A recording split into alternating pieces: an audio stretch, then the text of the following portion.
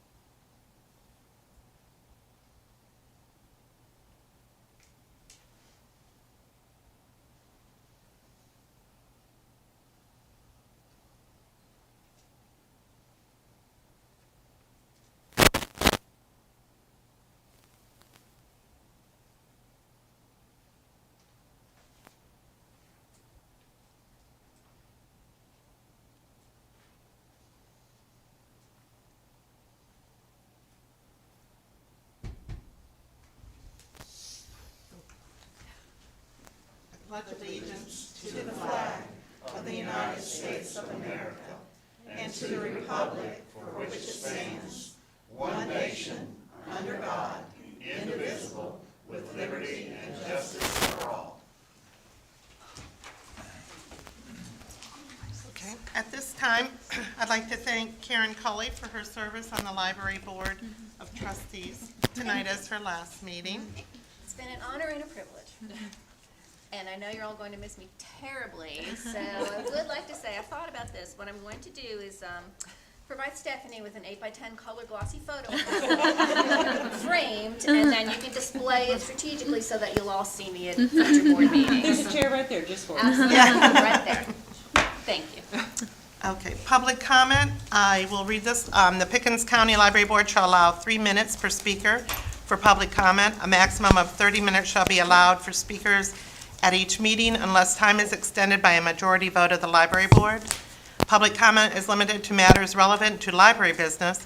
Issues relevant to library business are defined to mean information about library events, issues that the library has the authority to address, items listed on the agenda, and items or issues previously voted on by the library board or that the library board has the authority to consider or vote on in the future. The board chairperson may interrupt or stop a speaker if the public comment is irrelevant to library business, unreasonably repetitious, or substantially disruptive.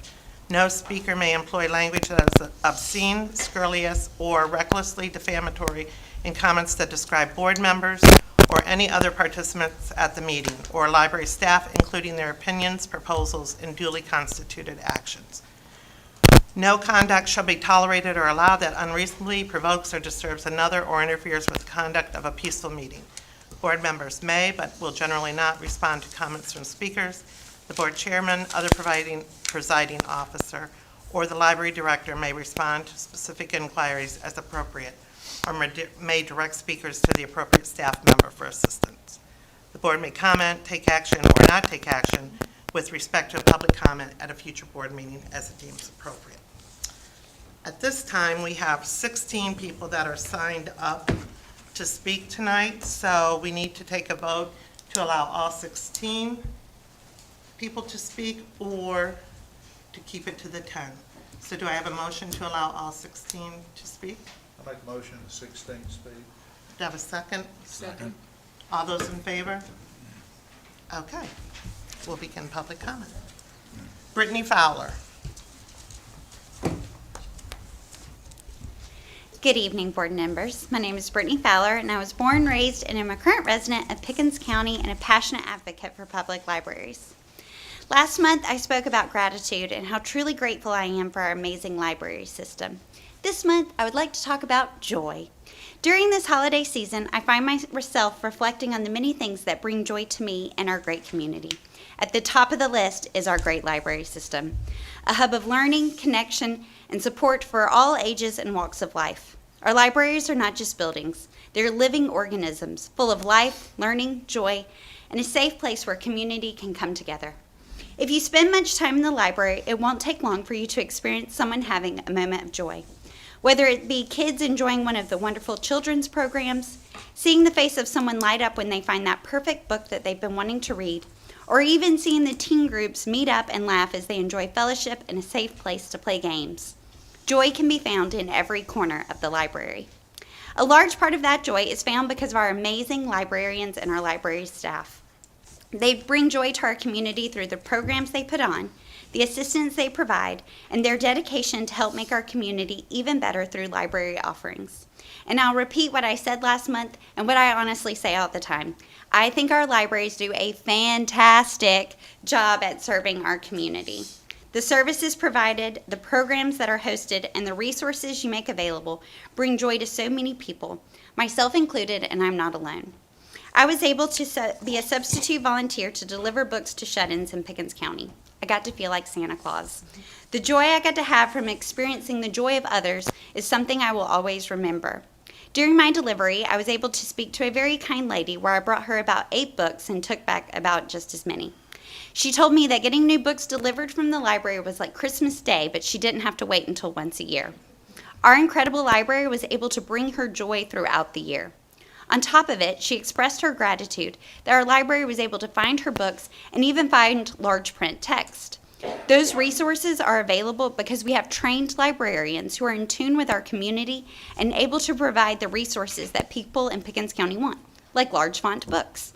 We should be so grateful that we have a library that can offer so many amazing services, like home delivery to shut-ins.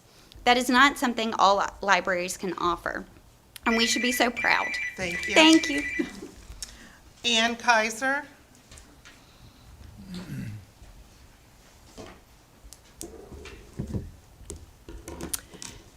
Mom tucked me in the front seat of the white Chevrolet station wagon, 1960. No seat belts, no air conditioning, thus she tucked me in. And we would go weekly to the library, and we would sit for hours in the children's section. And she'd let me check out as many books as my 5-year-old arms could carry. So thus my love of libraries began. Fast forward, 45 years living in Pickens County, family friends of the Sarlins, from whom the Liberty Library is named for, family dear friend Mary Ellen Gregory, for whom the Historical Research Room is named for, my mentor.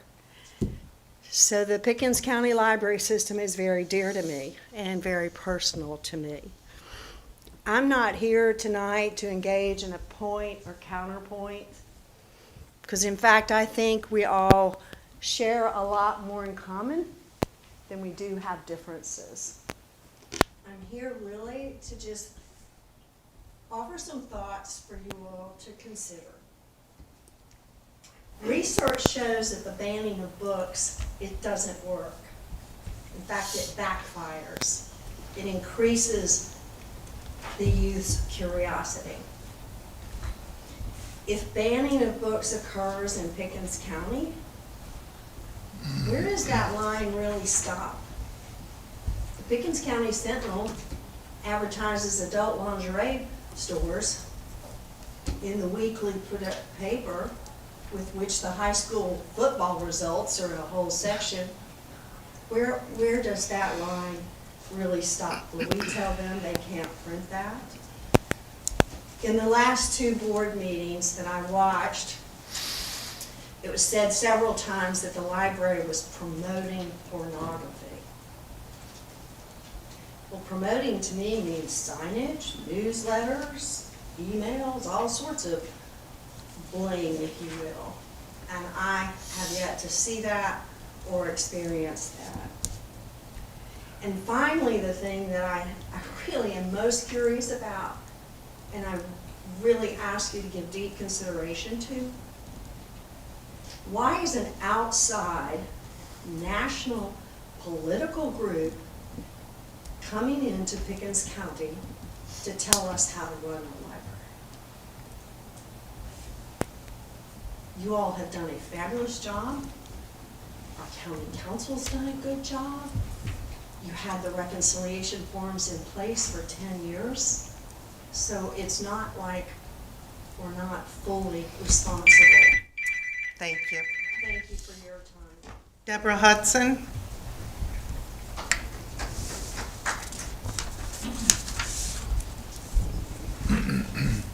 I have a list of questions and concerns for the board, but it's Christmas, so I want to give you something different to ponder. This past year, there have been 2 totally different viewpoints about material that is in books available to minors. And I keep thinking, why can't you see what I see? That reminded me of a famous Christmas carol that you've probably heard called, "Do You Hear What I Hear?" I was surprised to find out that it's not that old of a song. After all, it was written around the year I was born. The composer, Noel Regney, was a French-born musician who had been drafted into the German army by the Nazis in World War II. Hating that the Germans were occupying his homeland, he became part of the French underground, was wounded, and ended up deserting the German army. He survived by living underground with the French for the rest of the war. After the war, he married an amazing pianist and composer. Usually his wife, Gloria, would write the words to his song, and he would write the music. But they did the exact opposite for this song, "Do You Hear What I Hear?" Stay with me. There's something valuable to learn from how this song came to be. It was October 1962, and this couple had been asked to write a Christmas song. I'll be quoting the rest of the story from an article by Franciscan Media right now. Quote, "That October, as Noel Regney walked through the streets of New York, a sense of despair was in the air. No one smiled. Regney had endured the horrors of war. He knew the fear and terror of being close to death. The safe and secure life he had built for himself in the United States was on the verge of ending. I had thought I'd never write a Christmas song," he recalled. "Christmas had become so commercial. But this was the time of the Cuban Missile Crisis. In the studio, the producer was listening to the radio to see if we had been obliterated. Noel describes that, en route to my home, I saw 2 mothers with their babies in strollers. The little angels were looking at each other and smiling. All of a sudden, my mood was extraordinary. A glimpse of these babies filled Noel Regney's heart with poetry. The little ones reminded him of newborn lambs. Thus the song begins, said the night wind to the little lamb." As soon as Noel arrived home, he jotted down the lyrics. Then he asked Gloria to write the music to accompany his words. "While walking down the street in New York, my mother heard trumpets playing the melody in her head," explains their daughter. Unquote. This Christmas, I hope you will hear this song and see children in a new light. Just as a glimpse of smiling babies filled Noel's heart with the inspiration for a timeless song, I pray a glimpse of the babe in the manger will transform your book collection policy for minors. To conclude, part of the last verse in this song Thank says... you. Thank you. Robert Sams?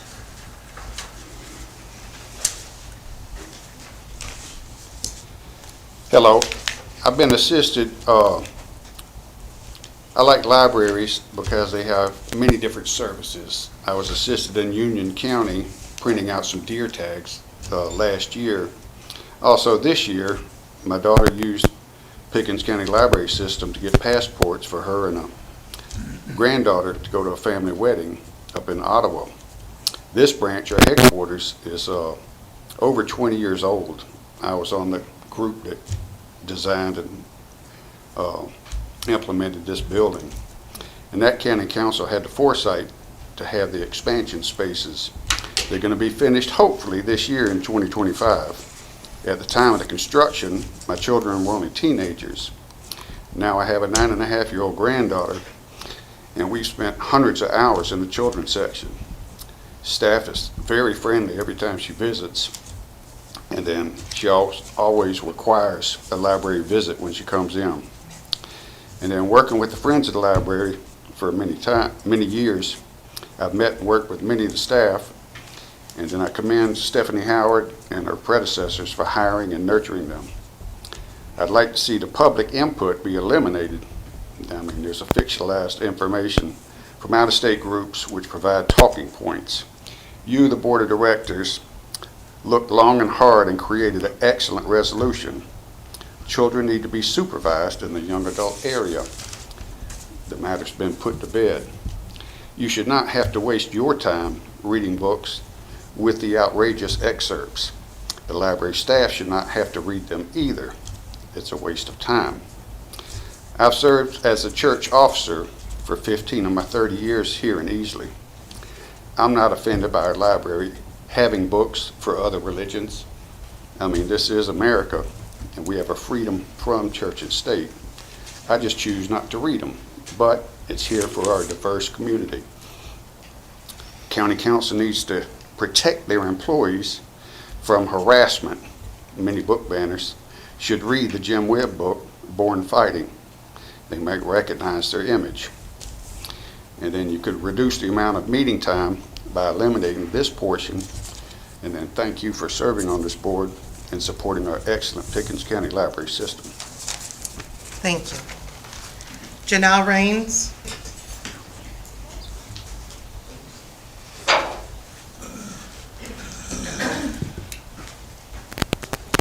Last month, booklooks.org got questioned by many as to whether or not it was a professional source for parents to use to decide whether or not they want their minors to read a book. Plus, many on this board think those of us who have challenged a book are not professionals. It seems some think we should just blindly trust the professional librarian to choose age-appropriate books for minors. Unlike the other book rating services that librarians use, BookLooks zeroes in on the evidence of vulgar, inappropriate material. They provide both actual written and visual evidence taken straight out of the book with the page numbers. I'd say that's pretty professional. It does not require a professional library degree to know when you read pornographic, vulgar, sexually explicit descriptions in a book, or when you see graphic cartoon depictions of lewd sexual acts. Your library system at present uses a website named booklist.com to help in making decisions on what books to purchase for minors. And guess what? Booklist does not require a professional library degree to write their reviews.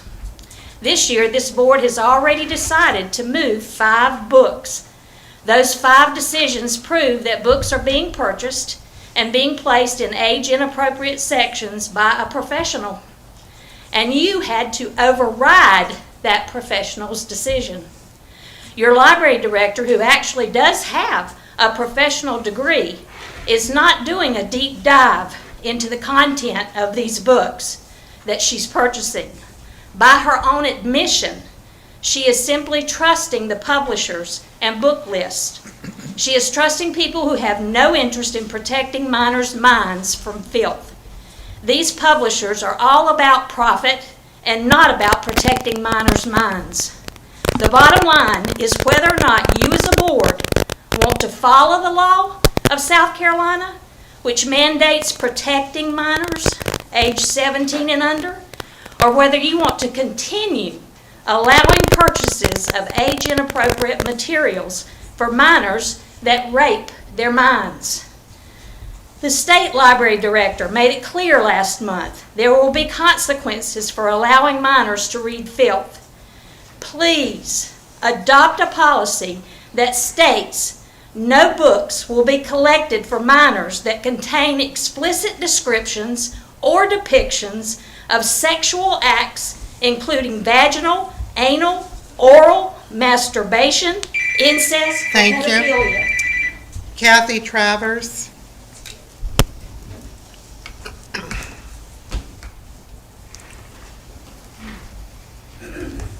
Think you can all hear me. I've been here before. I was a teacher for 20-some years, and what I'm seeing in the library is upsetting as a teacher. We show them and we tell them about things that they really aren't old enough to be shown or told about. So I'm talking pornography, and I'm not talking about banning books, okay? I don't appreciate that comment, but a lot of our children are becoming less socially integrated and more socially marginal. They express less commitment to their families, fewer pro-social attitudes, and less attachment to school. The library is an educational facility. I mean, this disturbs me, and we're giving them pornography that has adverse effects towards education. And that bothers me as a teacher. It should bother you all, too, as adults with grandchildren, with children. The library mission statement is the mission of the Pickens County Library System is to provide all county residents with access to information through the development of appropriate collections and services. These collections and services must cover the informational, educational, cultural, and entertainment needs of county residents. Pornography use among youth also has been found to affect academic performance and mental health in adulthood. Children 13 and over, this is the Pickens County's child safety policy. Children or minors 13 and over may use the library unattended for any length of time as long as their conduct is acceptable in a library setting and code of conduct rules are observed. One study found that only 57% of children reached out to someone after exposure to pornography, leaving many of our youth to grapple with the experience alone. My question tonight, or my thought, is that I could find no data, and I went through a lot of data, to support beneficial effects for porn concerning minors. There was some about for adults, and that's a whole nother issue. But there was no beneficial stimulation with no beneficial stimulation from books that tend to cater to an excessive desire for or interest in a variety of sexual content. Why are we offering these books? If they affect education, they affect our children. I don't believe in banning books, but I also don't believe in giving a book to a child that is inappropriate for them. Thank you for your time. Thank you. Denise Davidson.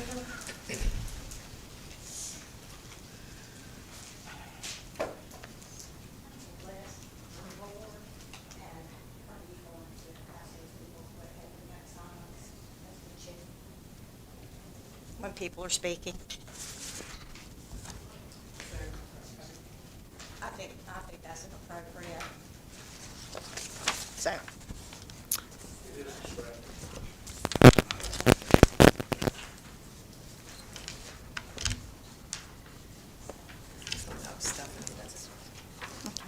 Are you going to let me know when the timer starts? Pardon me? Are you going to let me know when the timer starts? It starts when I walk up to the podium. Okay, well, this is from one of the books on the list, so you're going to make me read fast. What we've been debating for a year is not a books issue or a rights issue. It's a moral issue. And contrary to what our human aspirations want to believe, morality is defined and dictated by God. Presently, the entire world, religious or not, is learning of and is sickened by P. Diddy and his freak-out parties. What is more astounding is our Pickens County Library books has in our children's section that describe in detail the very acts which P. Diddy was arrested and denied bond for. Last month, the board was given a list of 35 such books, and now this list has been updated using the state director's criteria for appropriate placement. A publisher's rating is included. This rating indicates where publishers say these books should be housed. With the exception of 2, the remainder of these books should never have been placed in the children's section. To intensify the matter, the 35 are not the sum total of the books that are available and promoted by this administration and the majority of this board. The question is, what percentage of pervasively vulgar books is deemed appropriate? So is 10%, 30%? So let's just average that out to about 20, 25%. This means that every 4th book your minor grandchild, neighbor's friend pulls off a shelf is damaging to their mind and is shameful and irreversible. This is in violation of South Carolina's proviso and the collections policy. This is not about anybody's opinion. It's about the proviso and the state library's collection policy. Our taxpayer-funded public library and institution for years has been a pinnacle of goodness in our society, and it's been hijacked and corrupted, damaging our most precious gifts from God. The determination and intent to expose and harm innocents is baffling, and I respectfully request you search your hearts and comply with South Carolina law and the state library director's criteria. And on a side note, Merry Christmas and God bless you all. I will ask that, since people on the board, that you refrain from holding signs. Thanks. May Anderson.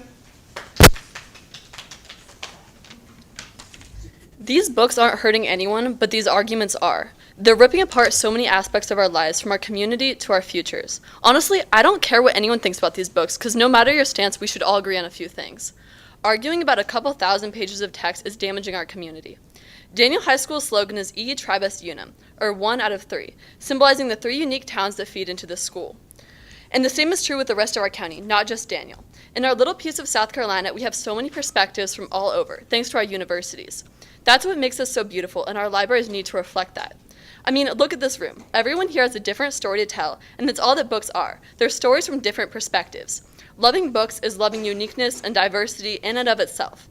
That should bring us together, not tear us apart. This debate isn't only hurting our current community, it's hurting our future. The topics that are currently being censored are always going to exist in the world. If I were a parent, I would prefer for my teen to learn about these things under my supervision, not in potentially risky environments when they move out. Also, holding back information causes distrust between parents and teens. I know I said this when I spoke back in May, but in this digital age, the average screen time for a teenager is about 8 hours. With stats like that, you should be happy if your child is reading books at all. We need to encourage young people to read, if only to ensure that their teenage years won't be sucked up by screens. Arguing about book banning is damaging my brain more than a book ever could. Libraries should be about reading and learning, not fighting. When a safe space like a library becomes infused with hostility, children no longer see it as somewhere to relax. I'm a high schooler. I should be worrying about homework, not if my favorite book will be available for checkout next time I go to the library. These arguments are doing a lot more damage to my brain, to my mental well-being, than any book ever could. Anyways, I just want to clear something up. Teenagers are not looking for porn in libraries. And even if we were, we wouldn't be able to find any because it doesn't exist. And not to bring up what's already passed, but Looking for Alaska, the book by John Green that was moved to the adult section, it was originally published as Christian fiction. But no matter what it was published as, that book deserves to be on the shelves in the young adult section. And those of you that campaigned for that, was the ruling worth hours of arguing? I would just like for everyone to step back and think about what really matters to them. Our community, the future of my generation. I know this argument is happening for our sake, but we never asked anyone to fight for us, or at least I didn't. In fact, many of us are begging for everyone to stop because these arguments are doing a lot more damage than any book ever could. Thank you. Thank you. Jonathan Newton.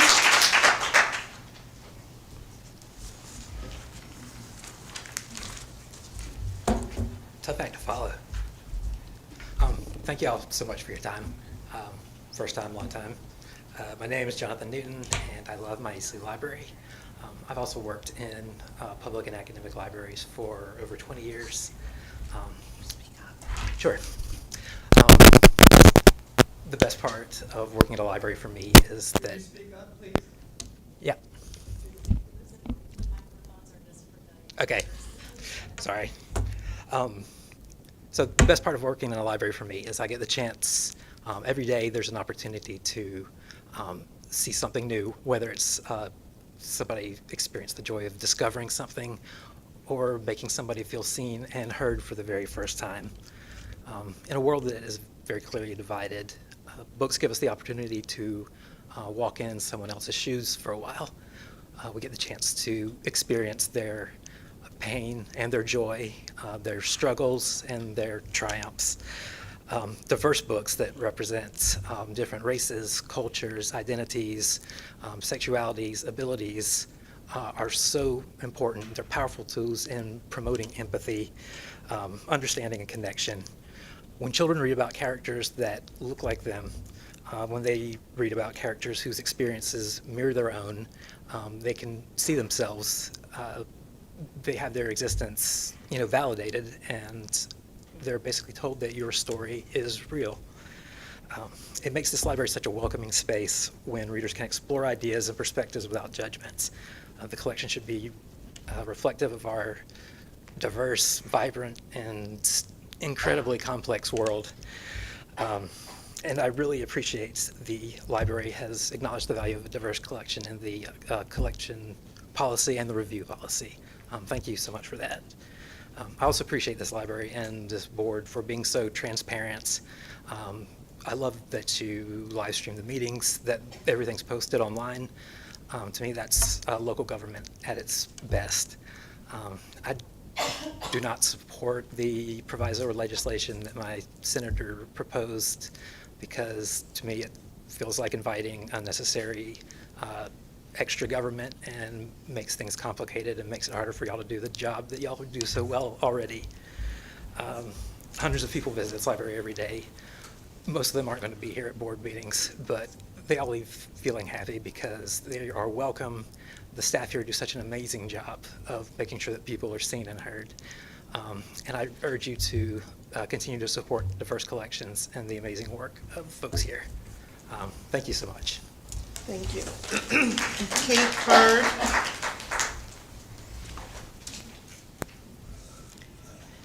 Good evening. Thank you to the library board members for your time and your service, and I'd like to extend special thanks to Karen Cully. Karen, thank you for your dedicated service on the library board.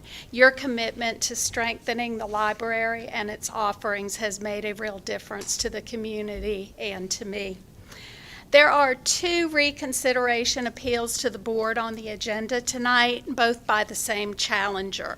One is for a book the challenger donated to the library.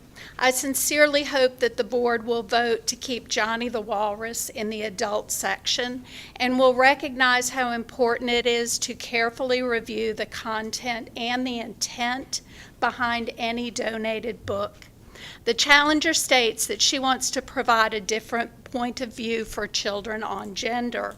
While Johnny the Walrus does offer an alternative perspective, the vocabulary, concepts, mature content, satire, and caricature are well beyond what pre-readers and early readers, who are the intended audience of board books, can understand.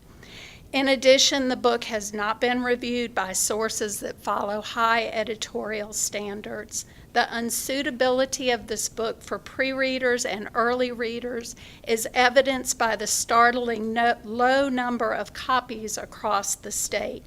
4 copies are available in the 46 county library systems in South Carolina. When making a decision on Storm and Fury, please keep in mind that content in books should not be judged only by controversial parts, but by how it contributes to the bigger picture of learning and personal growth. While some people may feel uncomfortable with books that contain any sexual content, it's important to remember that literature often reflects real life. Teens experience emotions, relationships, and situations that may be complicated or even potentially dangerous. Books that tackle issues like relationships, identity, consent, and sexuality provide opportunities for important conversations. These stories offer teens a safe place to explore their feelings and questions without judgment and can provide reassurance that they are not alone. Ask any teen why a book that would be considered objectionable to the challenger is important to them, and I can guarantee for the vast majority it is not for the sexy bits. They have ready access to that without even opening a book. I encourage you to support the library staff's recommendation for Storm and Fury. Thank you. Kathleen Campbell. She had to leave. Okay. Juliet Penna.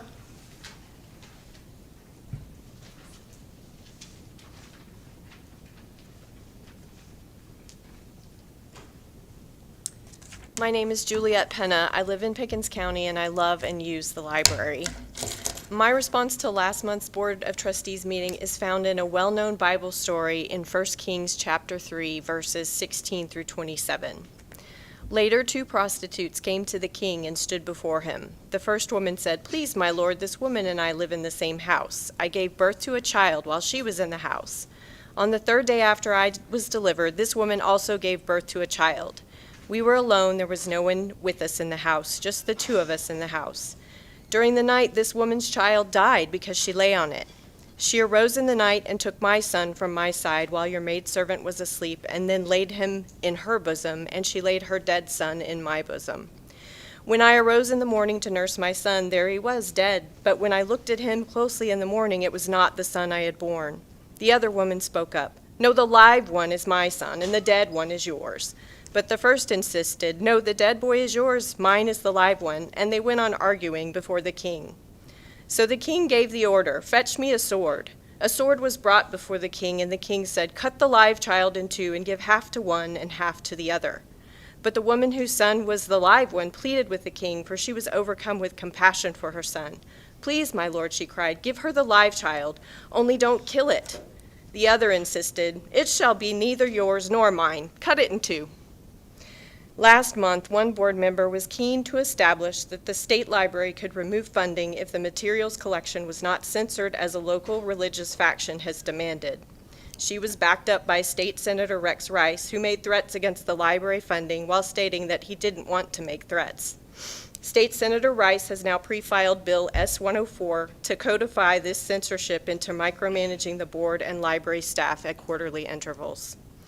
The group of people represented used their version of Christianity as a weapon to control others and force their message of intolerance and fear in the guise of protecting children. Their eagerness to slice the baby in half to get their way reveals their true lack of care for the library itself. On a bittersweet topic, the board is losing a professional, rational, and thoughtful member. Karen Cully has served our library system for, I think, 2 terms. And she has proven herself to be diligent, good-natured, and serious about the duty to be neutral and fair-minded in the execution of board operations. I am grateful for your service, and I am looking forward to your work with the Library Foundation. Thank you, and thank the members of the board. Thank you. Carl Dieter.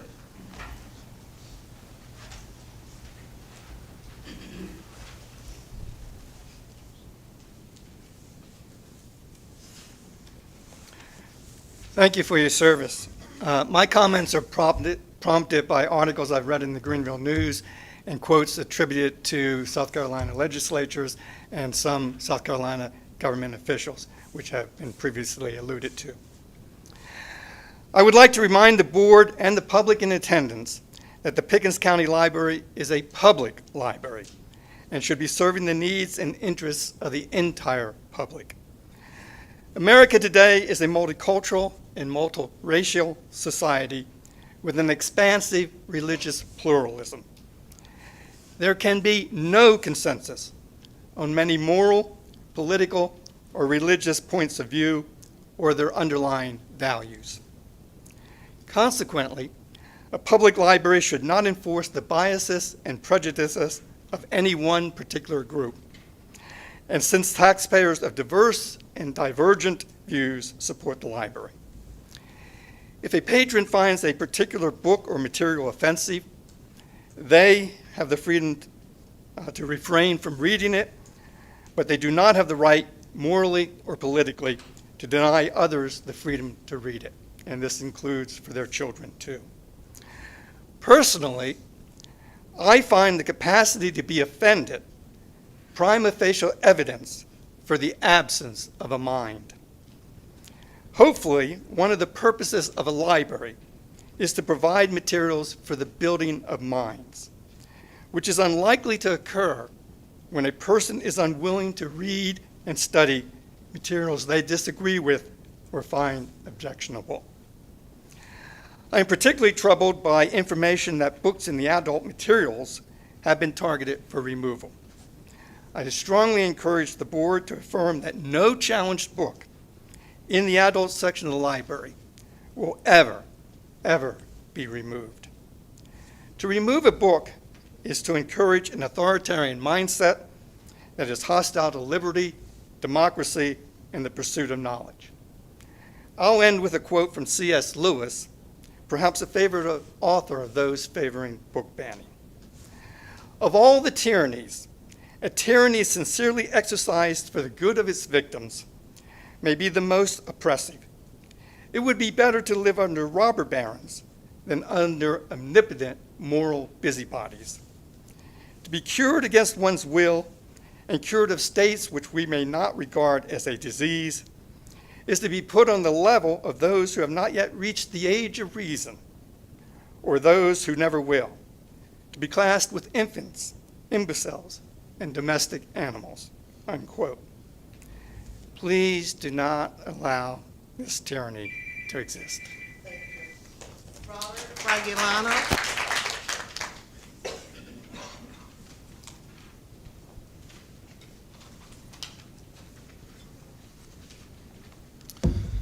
Good evening. Thank you, Board. Thank you, Director.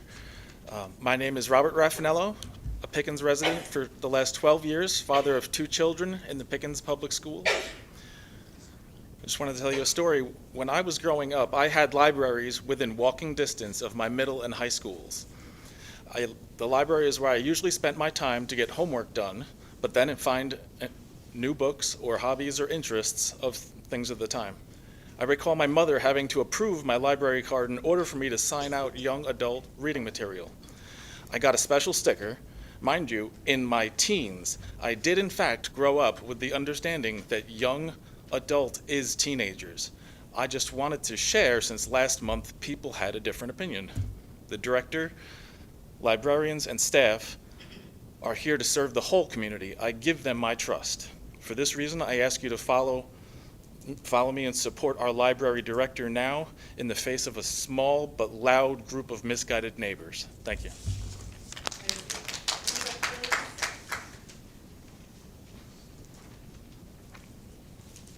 Good evening, and thank you for serving as trustees. My name is Reba Cruz. I am a Pickens County resident, a veteran, and a parent of 2 teenagers. And first, I want to thank outgoing trustee Karen Coley. Thank you so much for your dedication to the faithful discharge of your duties and your complete, wholesome service to this community, and I wish you well. I've studied Senator Rice's letter to the state librarian that was discussed at the last board meeting, and I urge the board, do not abdicate your authority to his extrajudicial citizen counsel. The U.S. Supreme Court has established a 3-part test that we are familiar with to determine if the government can control who reads a book, the Miller test, and it asks 3 essential questions. Does the community believe, taken as a whole, a book is written to turn people on? Does the book break any state laws? And third, is the book, taken as a whole again, completely devoid of artistic, literary, scientific, or political value? Now, the answer must be yes to all 3 questions, otherwise the government cannot restrict the material. Only a court of law determines if the test is met. These questions are not adjudicated in a court of personal religious opinion, proviso intentions, or an amateur book rating website. Now, to catch some folks up, we live in an age of contemporary community standards where lunch counters and schools are no longer segregated. Same-sex marriage is legal, and a woman's legal status and freedom is not tied to a male relative. In this state, children as young as 16 years old can marry. Protecting children is not the intention of the proviso or these challenges.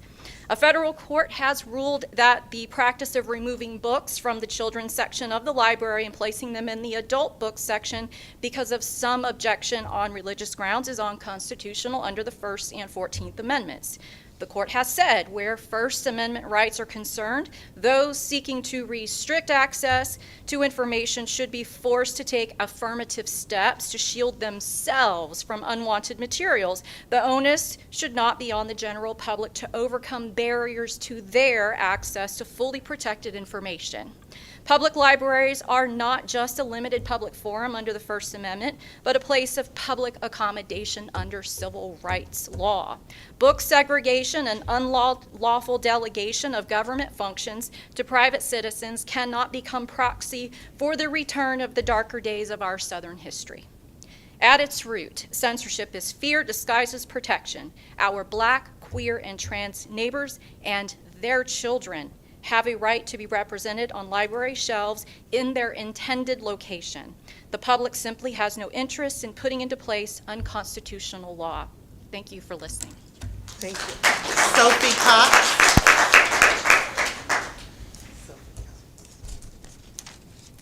Hi, I have loved the library my whole life. I use it frequently to check out books, and I firmly believe that people should be able to decide for themselves what books they do and do not wish to read. When I was about 10, I walked into the adult section of my local library. I checked out an adult book with a child protagonist. It freaked me out. I stopped reading it. I have not read it since. No harm was done. Children know their own limits.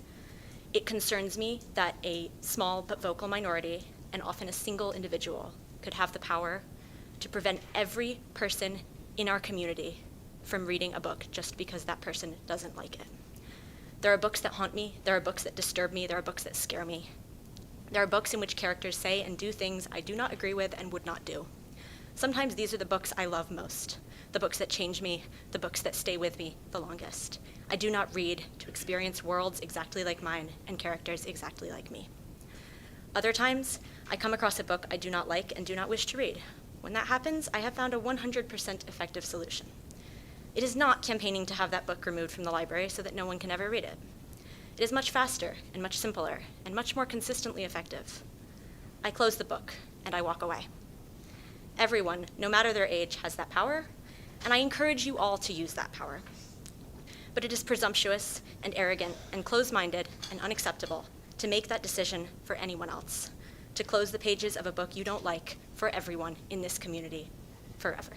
Thank you.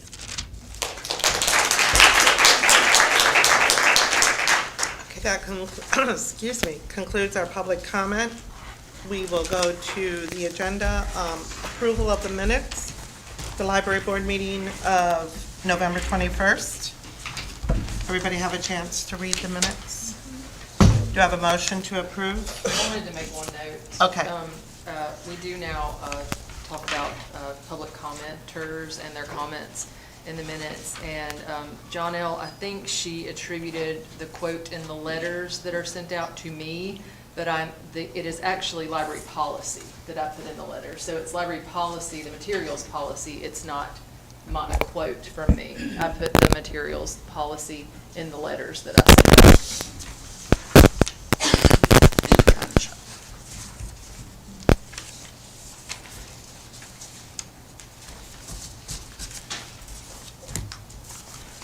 And do you want that to be corrected in there, or like added as a comment then? Yeah, I think just Okay. can add it as a comment. Any other comments or corrections? Do you have a motion to approve the minutes? I'll make a motion. Do you have a second? Second. All those in favor? Okay. The Library Foundation Committee meeting. You had a chance to read those minutes as well? Do you have any questions or anything on those? Do you have a motion to approve? I'll make a motion. Second? Second. All those in favor? Okay. Library Director's Report. Stephanie? I don't have much. I did want to second the thoughts of many people in public comment and say we do have an amazing staff. They have done an amazing job during the holiday season, decorating, putting up hilarious book displays, especially in this library. I've really enjoyed them, complete with the Nicolas Cage Miss Buttons that you can take if you go look at the DVD section, the children's section. But in all of our libraries, they've done an amazing job decorating, and they always do. Also, our outreach staff who participated in, I believe, all but one parade, because we had 2 parades at the same time. 6 total. Yeah, they did an excellent job with that, trying to be in every parade possible. So I wanted to give them a shout out for all their good work. I think we recently had a Grinchmas party here at Easley, and we had 130 people. And one of the staff members was the Grinch, and he did an amazing job. The other thing I have is we did have a small renovation meeting. Myself, Cassie, the project director and the county finance director, as well as the architects and the architecture firm LS3P were involved. And just to mention that I think we need to have a renovation meeting pretty soon after the new year. There was questions about how much money we have left. Do we actually have any money for a renovation? Or is this now just a maintenance project for the HVAC system here at Easley? So the very big questions on the table that I think we need to meet with them and maybe with council and try to figure that out, if this is a renovation project or if this is now just a maintenance project to repair the HVAC with the addition of the HVAC in those spaces. But do we have money to do anything more than that? Will this just involve committee, or, because this sounds like maybe the whole board? We can, we will put it out there as a committee meeting, but any board members can attend the committee meeting. So that's all I have as far as my Stephanie, direct. I make a note that it looks like $1.6 million have been expended, but out of the library fund, $849,000 have been expended. So what is the other $800,000? Is this part of the project? Because I didn't think that. For the renovation money that council gave us, only 7% has been spent. So we still have $2.1 million. Right. So the conversation that we had, it seemed like that would go toward an HVAC system for this library. But we need to get some clarification on next steps. Because as we've mentioned in the past, to make that whole renovation more efficient, we don't want to remove windows and walls and things to put in an HVAC system and then close it all up and do it again when we have to renovate. So I think we just have to have another conversation and get some more clarity. Right. Because there's still some confusion about how much money we really should have in the renovation, as far as I can tell. Right. So that's issue number one, to establish that, and then. Yeah, but I think everybody's on the same page and agreeing that we've got to clear up the money situation. That sort of defines what we can do. And we do have to have this HVAC system repaired. It's never quite been replaced, completely replaced. It's never quite functioned as it should. I think that's the opinion of most people. And we're at the point now where you can't repair them anymore because they don't make the parts. So we have to replace the system. And I think we just need to sort of reevaluate where we are and how we're going to move forward. Let me understand this correctly. So the meeting that we had as a committee was, the next step was to get an architect involved to get more drawings updated, and now we're going to zero funds? That's the next thing? I mean, that's I think where we were at that meeting was we couldn't do the RFQ. Yes. So we were going to go to third parties, and we did, to get a third party to write our RFQs because the purchasing department didn't think that they could do that with the staff they had. And at that time, money was not even discussed. Right. Okay. So the architect informed me that there had been a meeting scheduled with the finance director and the project manager. I asked if we could attend that to see what they were discussing, just to be on the same page. And at that meeting, it was then, kind of like, well, you don't really need us to do anything yet because you don't have the money for this project. You have the money for a maintenance project now. So the money isn't released yet, is kind of what they're saying. The estimate for the HVAC system is very high. And so they're saying that all the money that we have in the reserve fund is going to be used for the new HVAC system. Yes. And I think we need clarification on that. I think there was a lot of talk of that, and I think we need to clarify that this HVAC system is going to cost $2 million. That seems rather high, but it may be correct. I'm not sure. then we need to look at, hey, is there more money now available since it's been several years since we started? Is there more money available in the reserve fund? Will council allow us to have access to that reserve fund to do more of a phase 2? But I think we all understand that the HVAC needs to be repaired. Obviously, maintenance, replaced, I'm sorry. HVAC system needs to be replaced. And that would cover the whole building, obviously, not just the renovation areas. So couldn't Yes, we the whole use building. some of the funding from the budget? Since it's including the whole Our building? current budget, Yeah. we don't really have any extra funding to do that.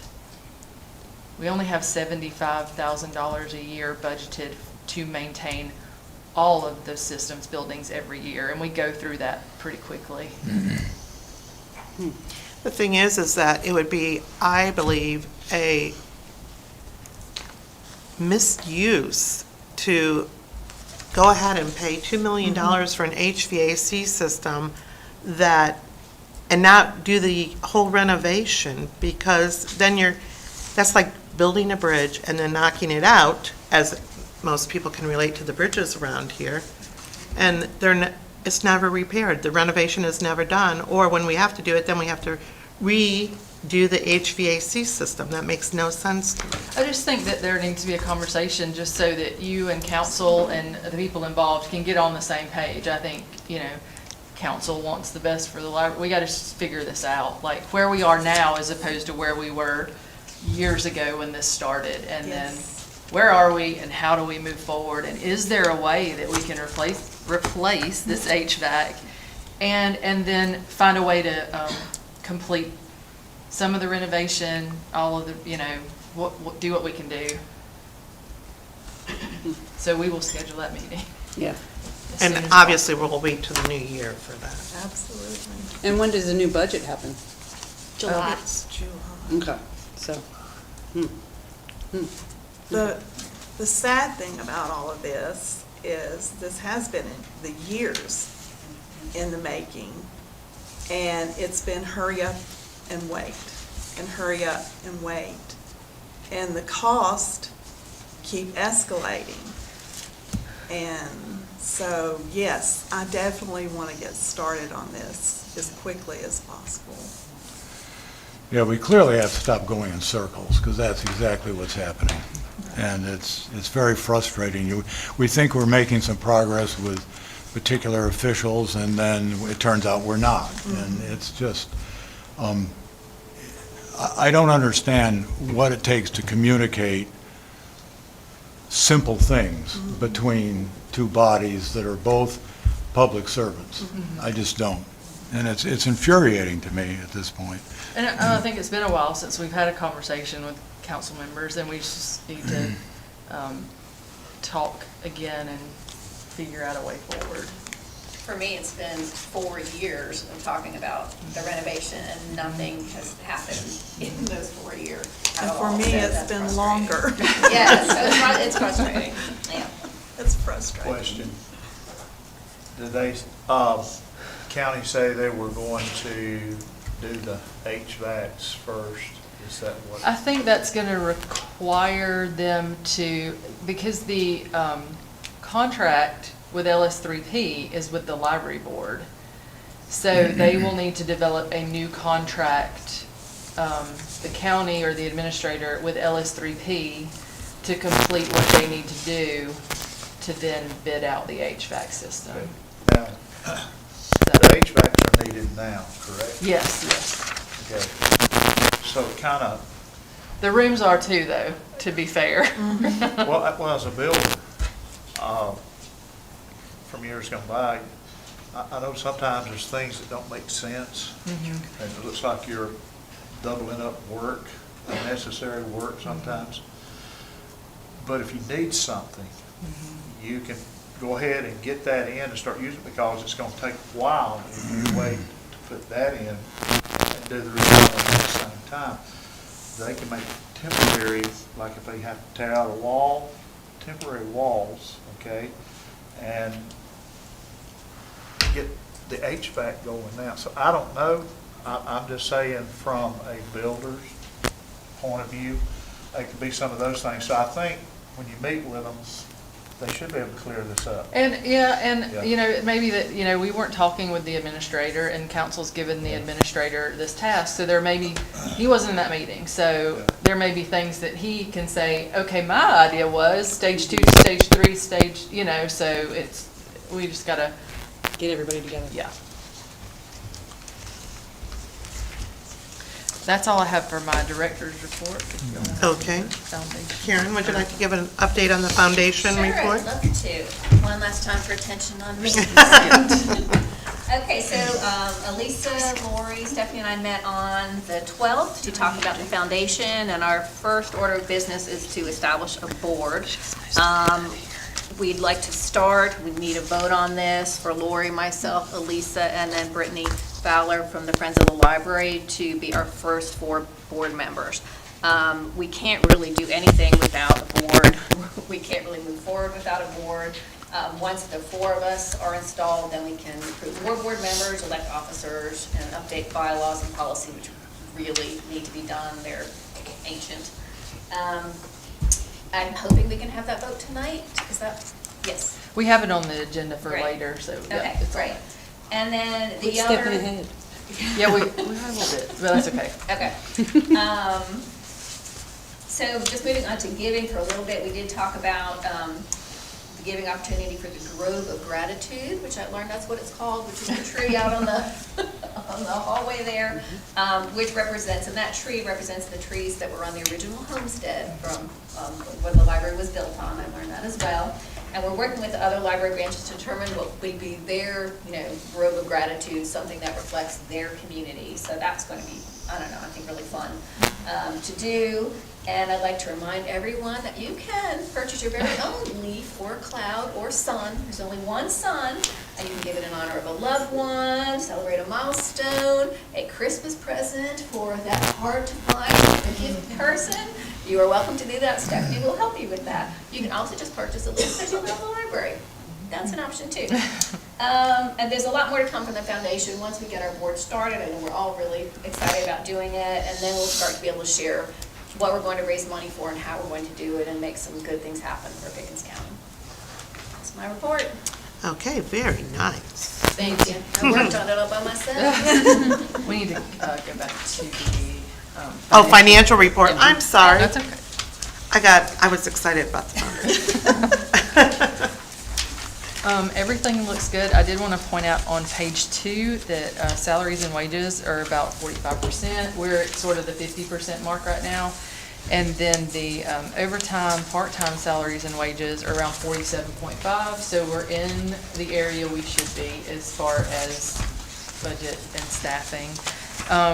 And we also will need to have a budget committee meeting in the new year as we start to finalize the budget for, Elisa, you were just asking, it's in July it starts, but we start talking about it right now. And then refine it as we move to And I was thinking, March. I'm sorry, I don't mean to. No, go ahead. But, because being part of the budget committee, I think we should start on that early. Yeah. I really, and break it down and make it more, you know what I mean? Yeah, I know, I agree, and I think that it will be a benefit to us to have a councilman on the library board this time to help us work through that. So, the other thing I wanted to point out, or former councilman, sorry. Yeah. The other thing I wanted to point out is that things that we need to look at in preparation for that next budget are cleaning and sanitation costs are going up as the cost of those materials go up. So that's something we need to look at.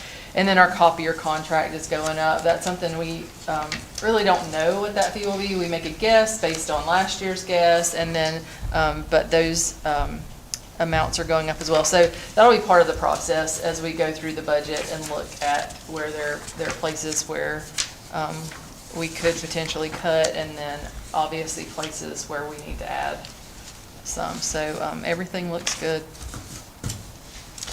This fire extinguisher contract, could that That was a mistake. There was money moved in there. Sometimes other departments enter invoices for us, and they'll be doubled up when we also enter the invoice. Oh. So our former bookkeeper that was doubled up, and she moved funds into that account to try to cover it, but it was a double charge. So we'll be moving that back out of fire extinguishers, back into our building maintenance. Okay.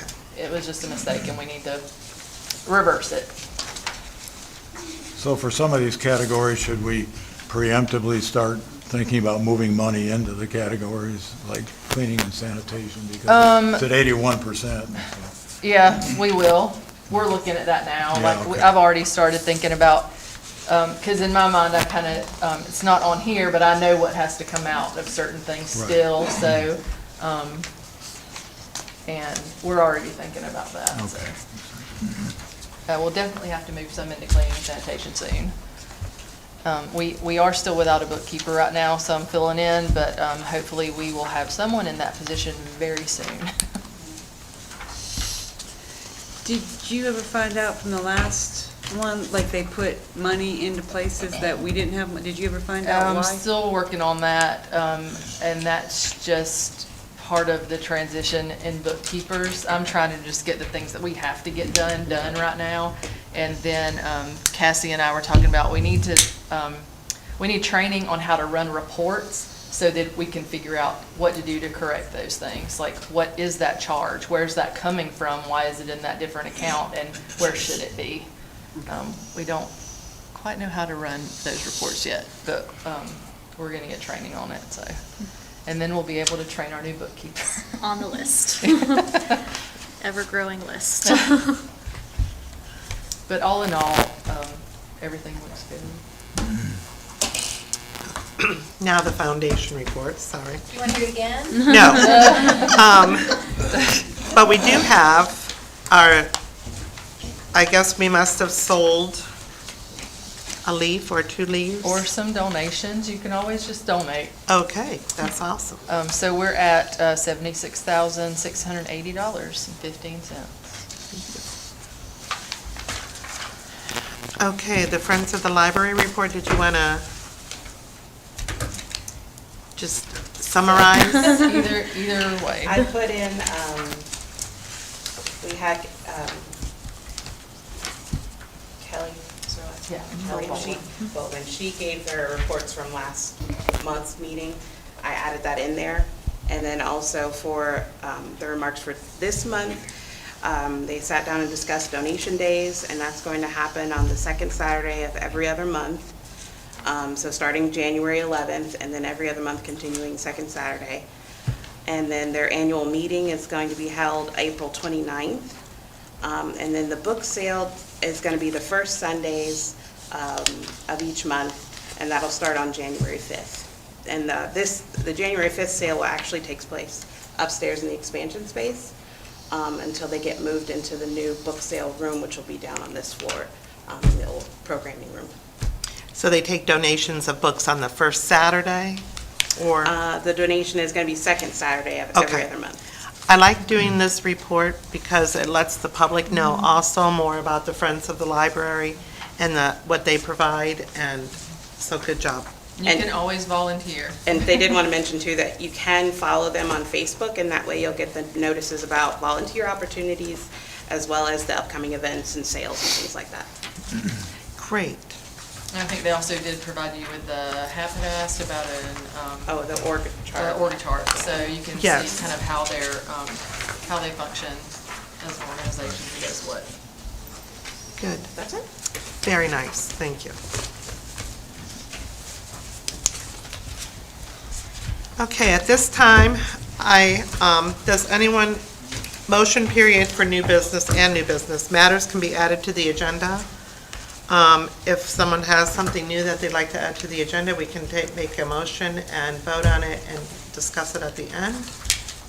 If anyone has any new business they'd like to just bring up or discuss. Okay, no new business. All right, the Pickens County Library System Foundation, we'd like to vote on the members of the foundation board as a slate right now. So you all have had a chance to read our applications. May I go back to number 7? Yes.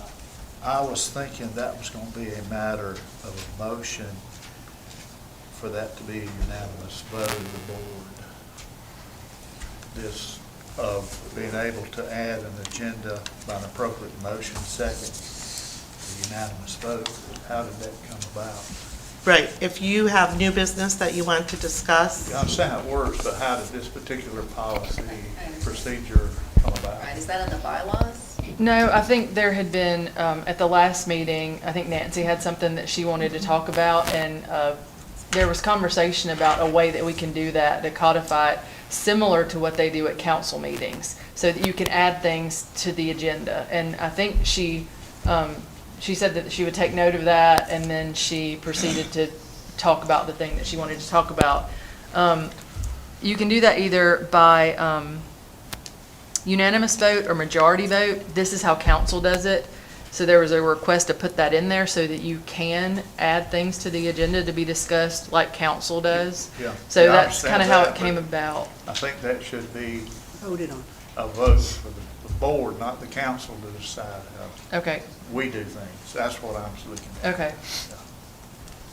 Well, we should have a procedure in place if someone has something that they want to discuss new that's not on the agenda. Dan's Oh, just yeah, saying we yes, need to yes, vote most on definitely. whether or not we Yeah, want to the have only that. thing. Oh, okay. I is see what you're being- saying. Being unanimous, okay, because if you,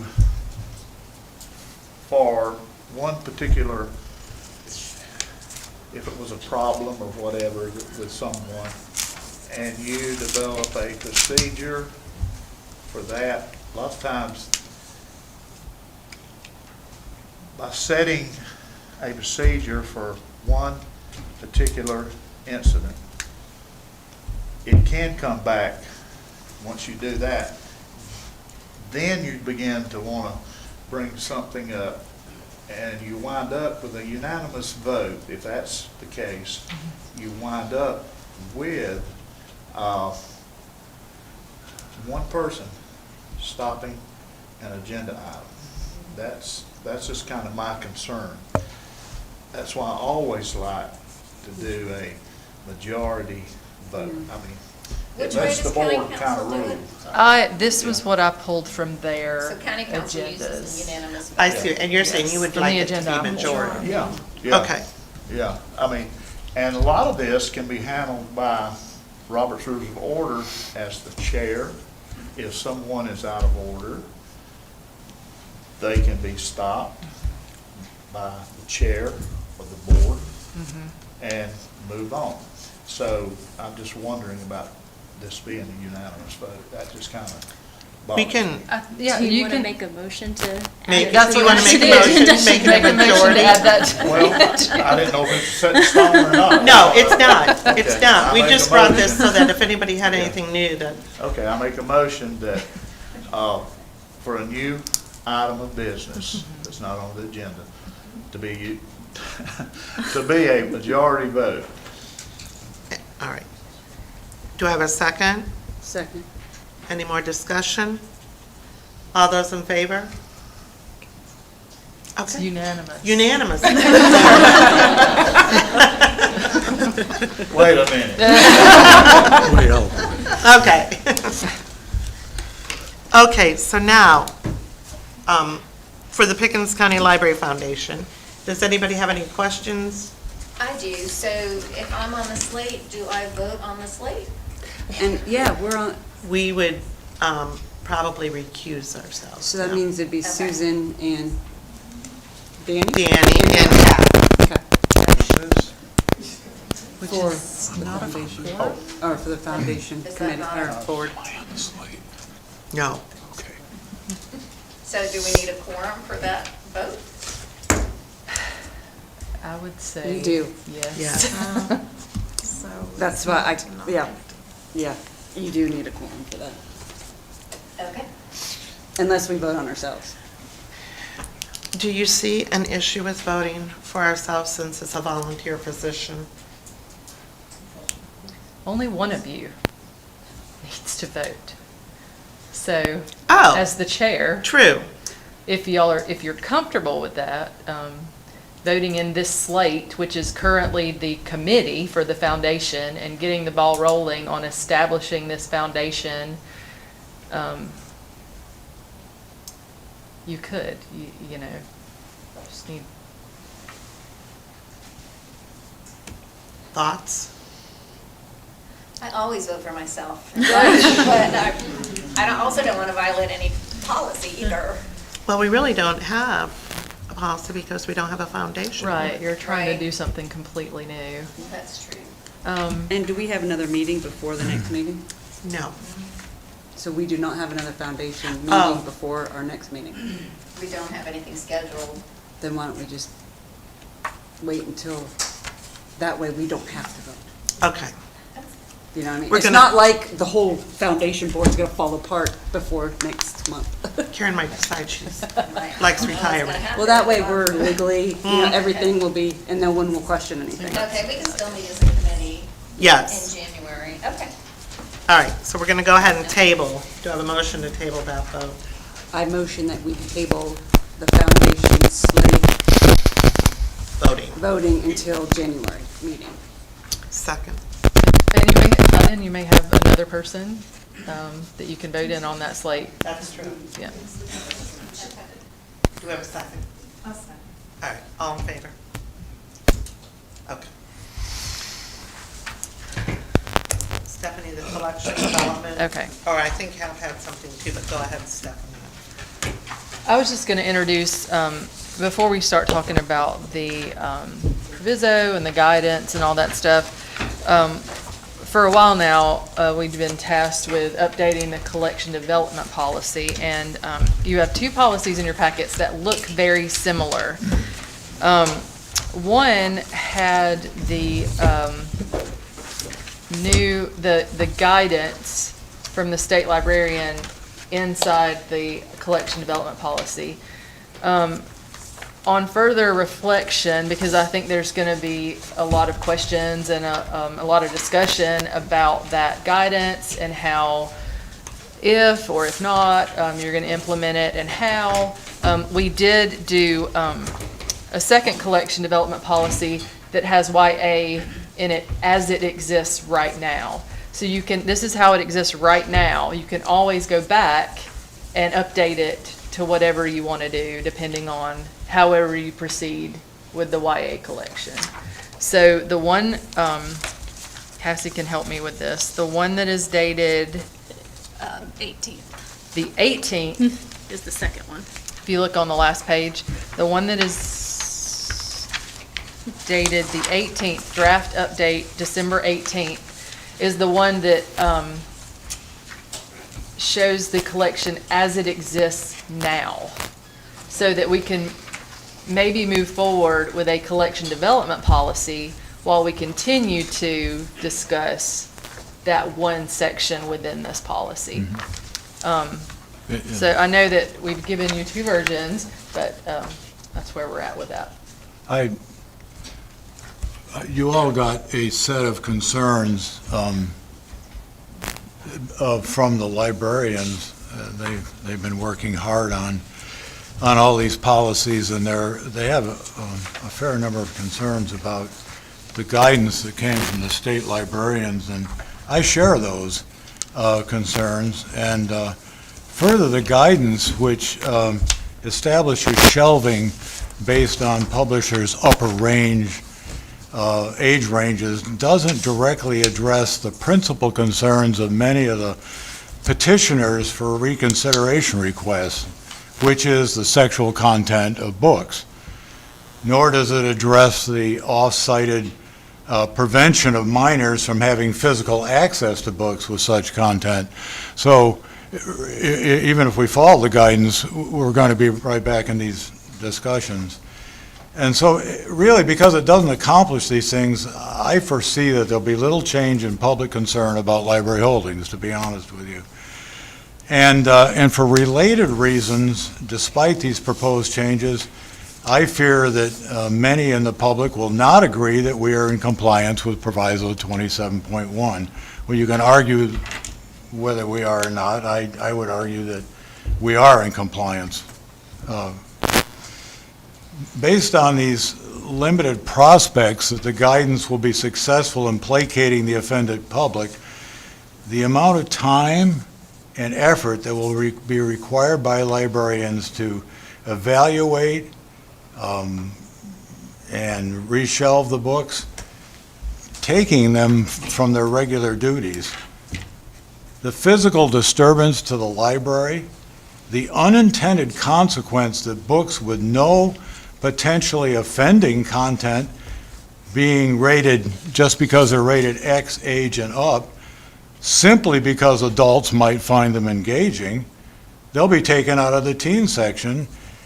And in general, the possibility that library patronage by teens may drop off. And this is in a county where many of the public often cite the poor reading levels among kids. I would suggest, before we institute the state librarian's guidance or modify the library materials policy to include the guidance, we first and most importantly share the concerns expressed here with the state librarian. It's very possible that she has not considered all the consequences and potential limitations of this guidance. Secondly, I suggest we consult with head librarians from nearby counties to hear their thoughts and what conversations they've had with their staff and board about the guidance.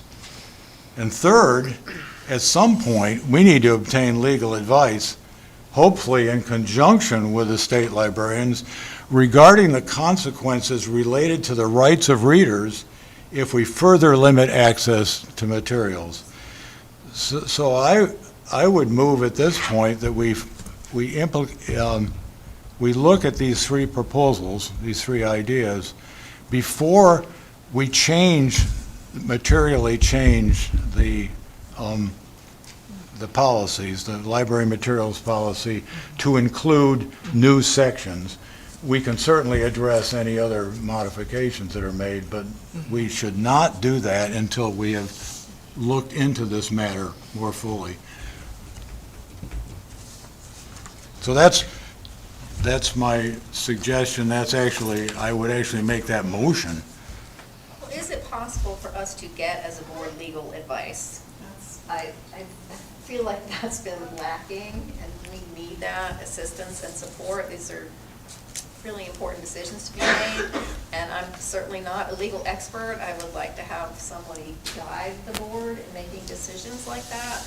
My biggest concern is moving a large section of books that are perfectly appropriate, and I think the public would agree, like Little Women is a perfect example, which many young girls have read for decades, that would automatically be moved into the adult section just because it's a 13 and up. So how do we, and then with those books, then with everyone, all of them need to be reconsidered and go through that process to be moved back to the children's section, which would take forever and very cumbersome. So I think it would be helpful for everybody to have some guidance on what to do.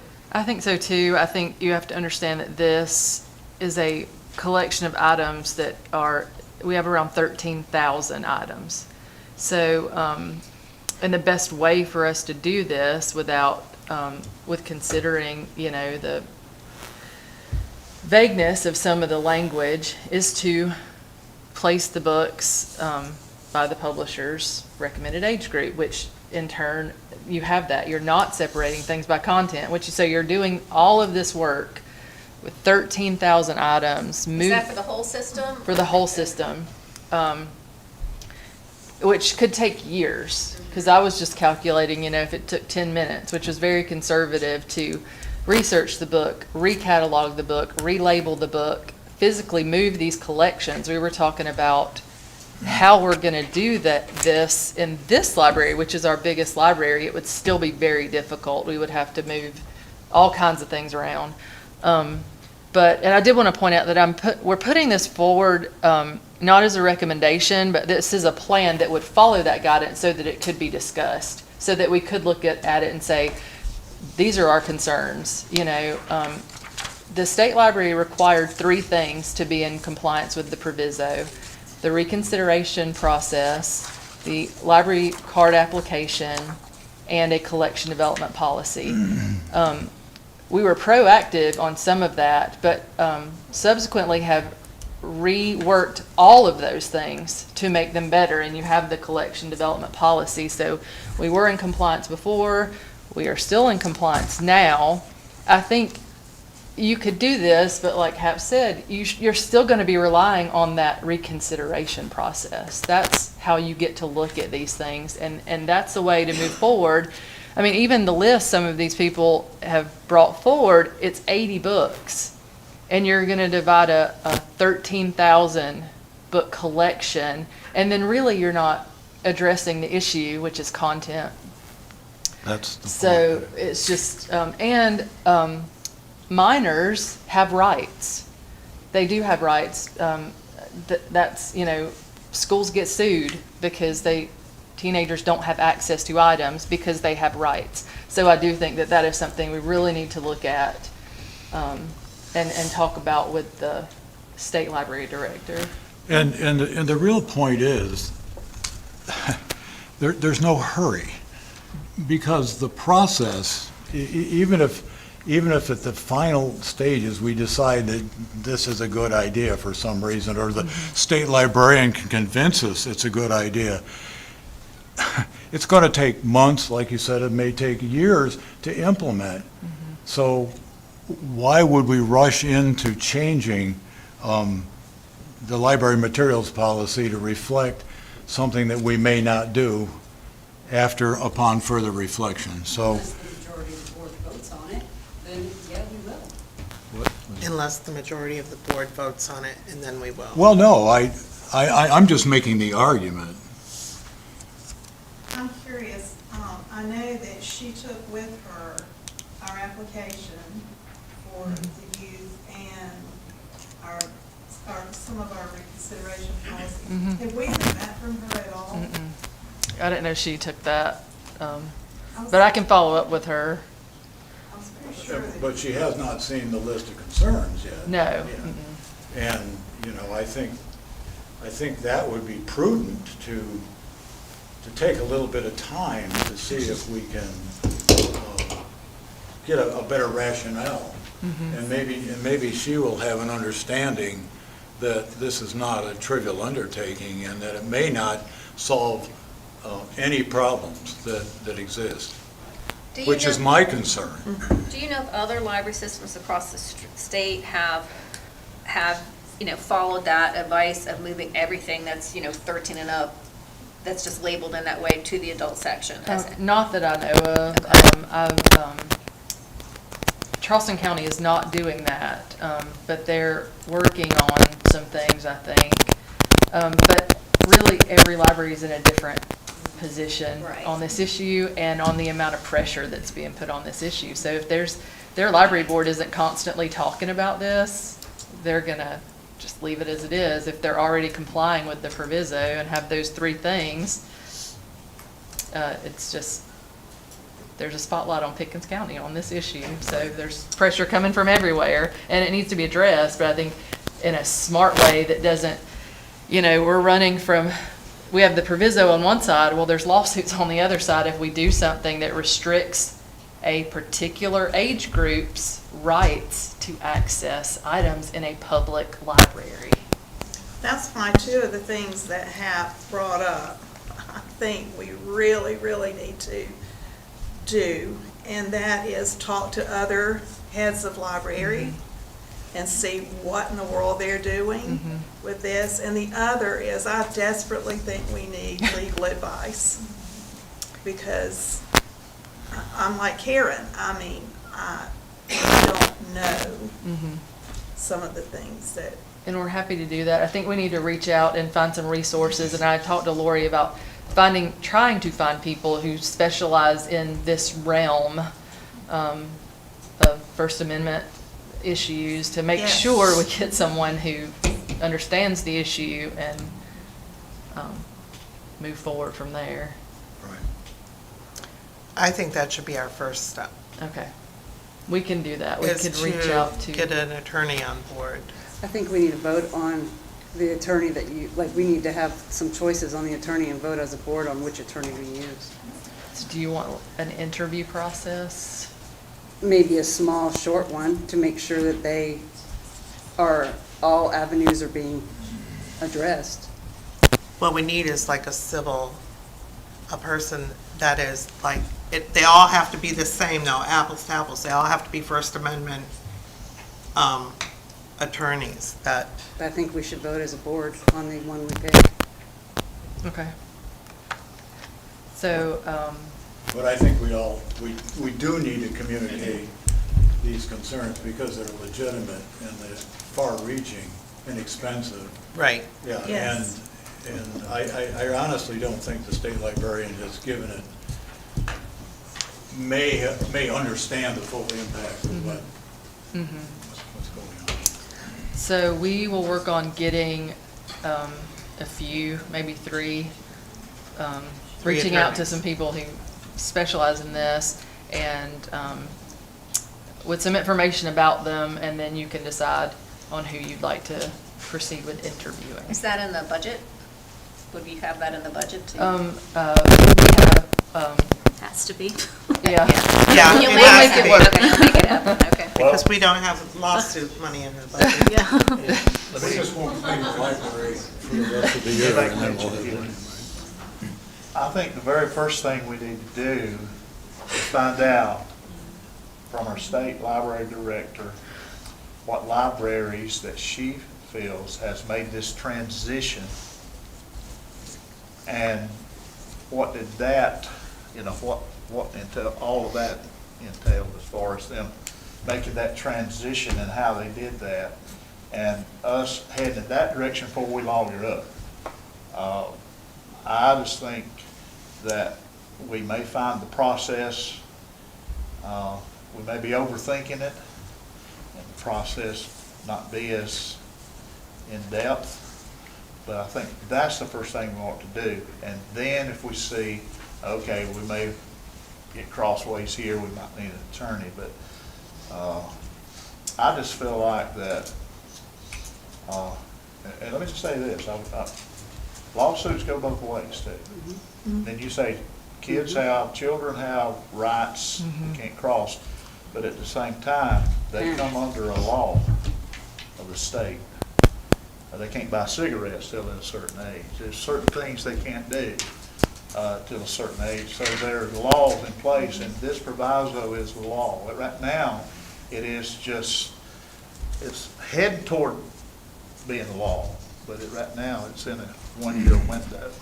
Okay, so let's just start Well, and see what's going to take. one thing she did say though was that she does not give legal advice, and she's done an attorney, and they don't represent us in that manner.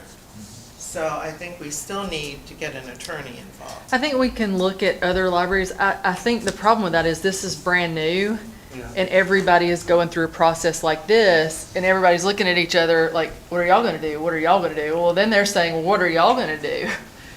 So, well, I think I can definitely research that and see how they're moving forward. And then the state library director should know some that's already clicking, Yeah, I will definitely ask her. And then if there's not much happening on that front, we will try to still be ready with options for an attorney so that we can try to move forward without waiting on everybody else. But we can also stay involved with, how everybody else is handling it. Sounds like both things can be done simultaneously. Yeah. Your suggestion, then also start the research for the lawyer at the same time. That's what I was gonna say. I That don't might look take a at it while. as lawyering up as much as I just want advice. What do we do? What does the First Amendment, how does it play into all this? I don't know all of that. I need advice. So, Well, at this point, though, I would, given all these uncertainties and these suggestions, I would suggest that we not modify the materials policy to include the guidance, or change the youth application card at this point, which reflects that guidance as well. I think my suggestion is we leave it alone for now until we get rulings from an attorney, that we talk to the state librarian, that we follow through with some of these suggestions. I think we need more information, and as I said, there's no hurry. This is going to take months, a year, more time to implement if it's brought into place. So what's another month or two while we proceed, with some level of deliberance and caution, yeah. Because it is going to be a lot of work, and if we do all this work and nothing good comes out of it, I'm sorry, I'm at a disadvantage here, and I don't mean any disrespect to you, Hap, but I was under the the thought process that this just got to us on Monday, and I thought that we tabled this at the last meeting until January to really come up with policies and start doing the teen and the young adult stuff. I thought that was decided that we were going to do that the next meeting. So I'm at a disadvantage here because I didn't have a speech prepared. I just got this Monday. There's no way I had 3 days to be able to write up a whole new policy. Well, I'll be If I honest. had that idea, is what I'm saying. I thought we actually were tabling this to January as well, So I'm at a disadvantage here because I can come up with all kinds of great things. I just didn't realize I had to do it this meeting. But I didn't think that we were going to vote. You just gave us this to look at and review, correct? Right, I mean, We're you not don't. voting on We're not This, voting on it. You don't we, have to. we But, created. I mean, Hap had a great speech. I mean, I could have prepared my own. That's because he had time to do it. But, I mean, that's Hap. Hap reads his stuff and he makes his reports on everything. So, I think it's great. Now you can follow suit at the next meeting. I mean, I thought all this was, information, and we're like Right. having full discussions here. This is the first time, to really We analyze just it. I just wanted think we need to kind of Right, and we move just this wanted along. to put together what this guidance would look like if we put it in action so that we could discuss it. And how long that discussion takes, if you want to do it next month and then the next month and the next, before any action happens, I think that's fine. It's just, we had to put this together to say, okay, this is what would happen if we follow the guidance. What is good and what is bad? And let's discuss it. Okay.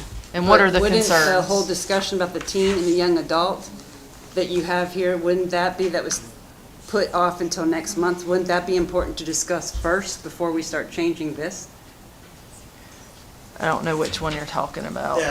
The policy and procedure for young adult and teen collections that we decided that we were going to wait till January to discuss? You can do it either way. You can discuss this first and vote on it if you want to, or you can we did 2 collection development policies so that if you wanted to move forward with a new updated collection development policy while you continue to discuss the one part of it, you can, or you can just wait on both of them.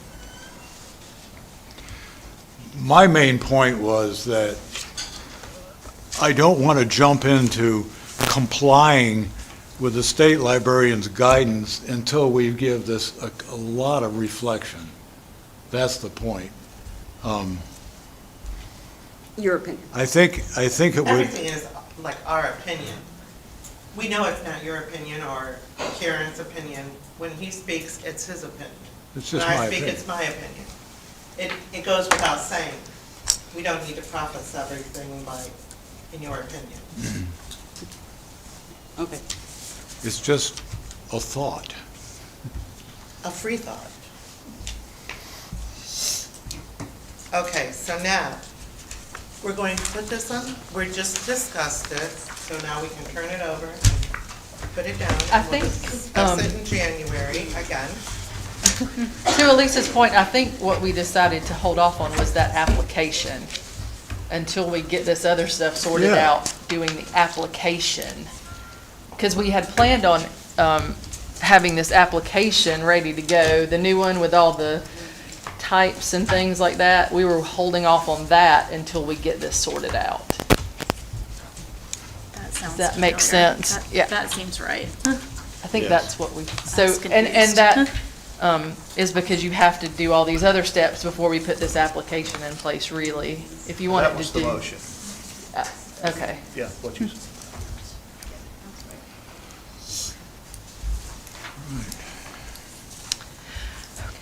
So what are we going to do in January?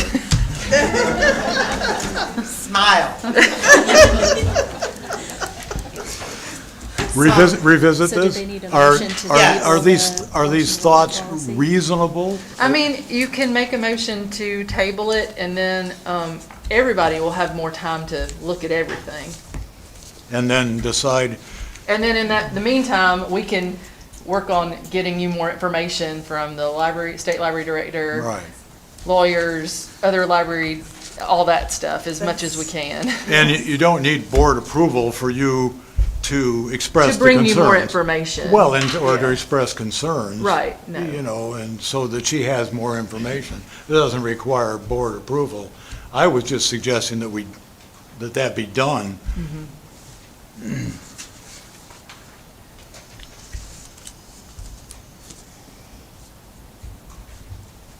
Unless someone is opposed to us bringing more information forward. I can't picture where more information is a problem. Just It saying. was the library application, it says so in the minutes. Mr. Parton, the state librarian expresses that the issue is that everyone doesn't agree on or understand what young adult means. Mr. Parton makes a motion to pause this discussion of defining teen versus young adult and what it'll mean for the library card application until the January board meeting. And Elisa seconded, and it was unanimous approval to hold the teen versus young adult. But some work can be done in the meantime. Yes. Yes. My So that thought we was- just don't sit around and then have a ground zero again in January. And your thought? Well, my thought was that the information we're receiving tonight was to be discussed like we're discussing, but not really Voted on. voted on. Right. Yeah, Yep. that's correct. That is correct.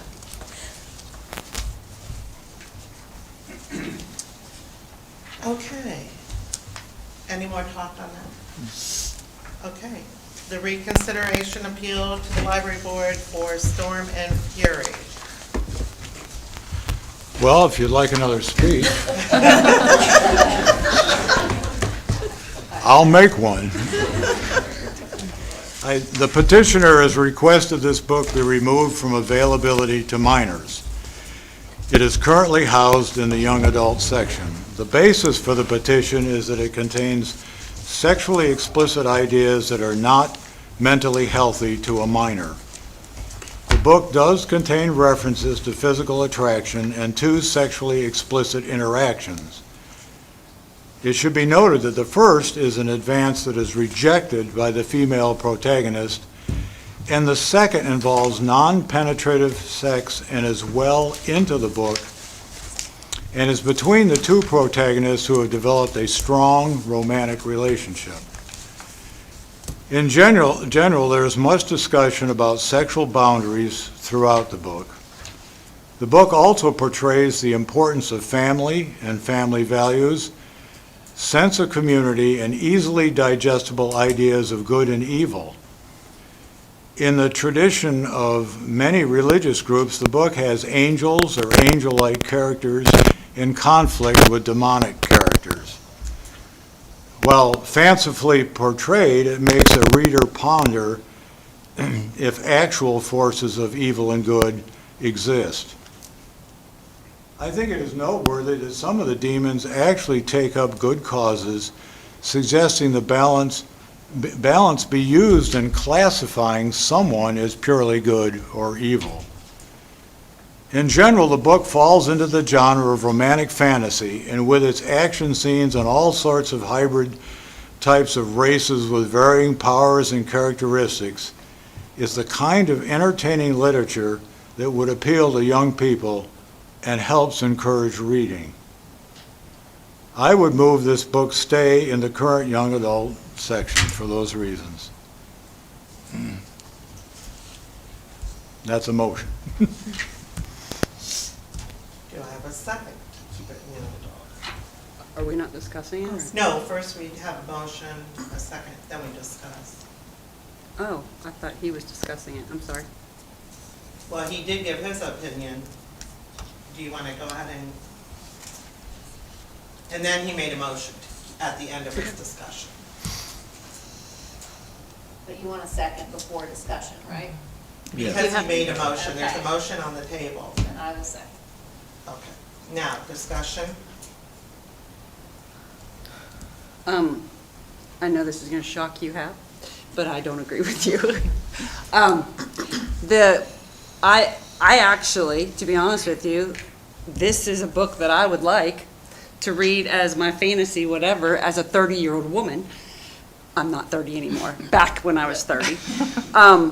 Because I like that fantasy genre, whatever, anything that's not real. But my problem with it was the main character, Trinity, she is 18.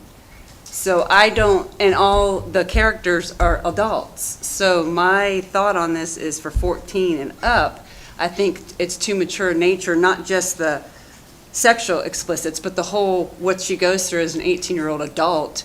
A 14-year-old is not going to relate to it, not going to understand it. So my thought on this was that it needs to be moved to the adult section because all the characters are adults in it and portray adult, mature content. Guess my viewpoint is that, to me, this is a perfect book for older teens. I could see that whole genre being great for an older teen.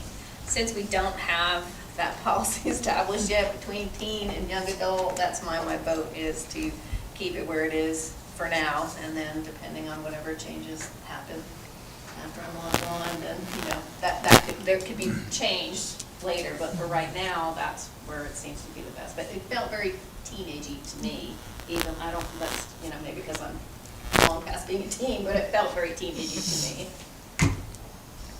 Well, I did look at several reviews of where if we stayed in the guidelines, because it said 13 to 17, most every one of them said that.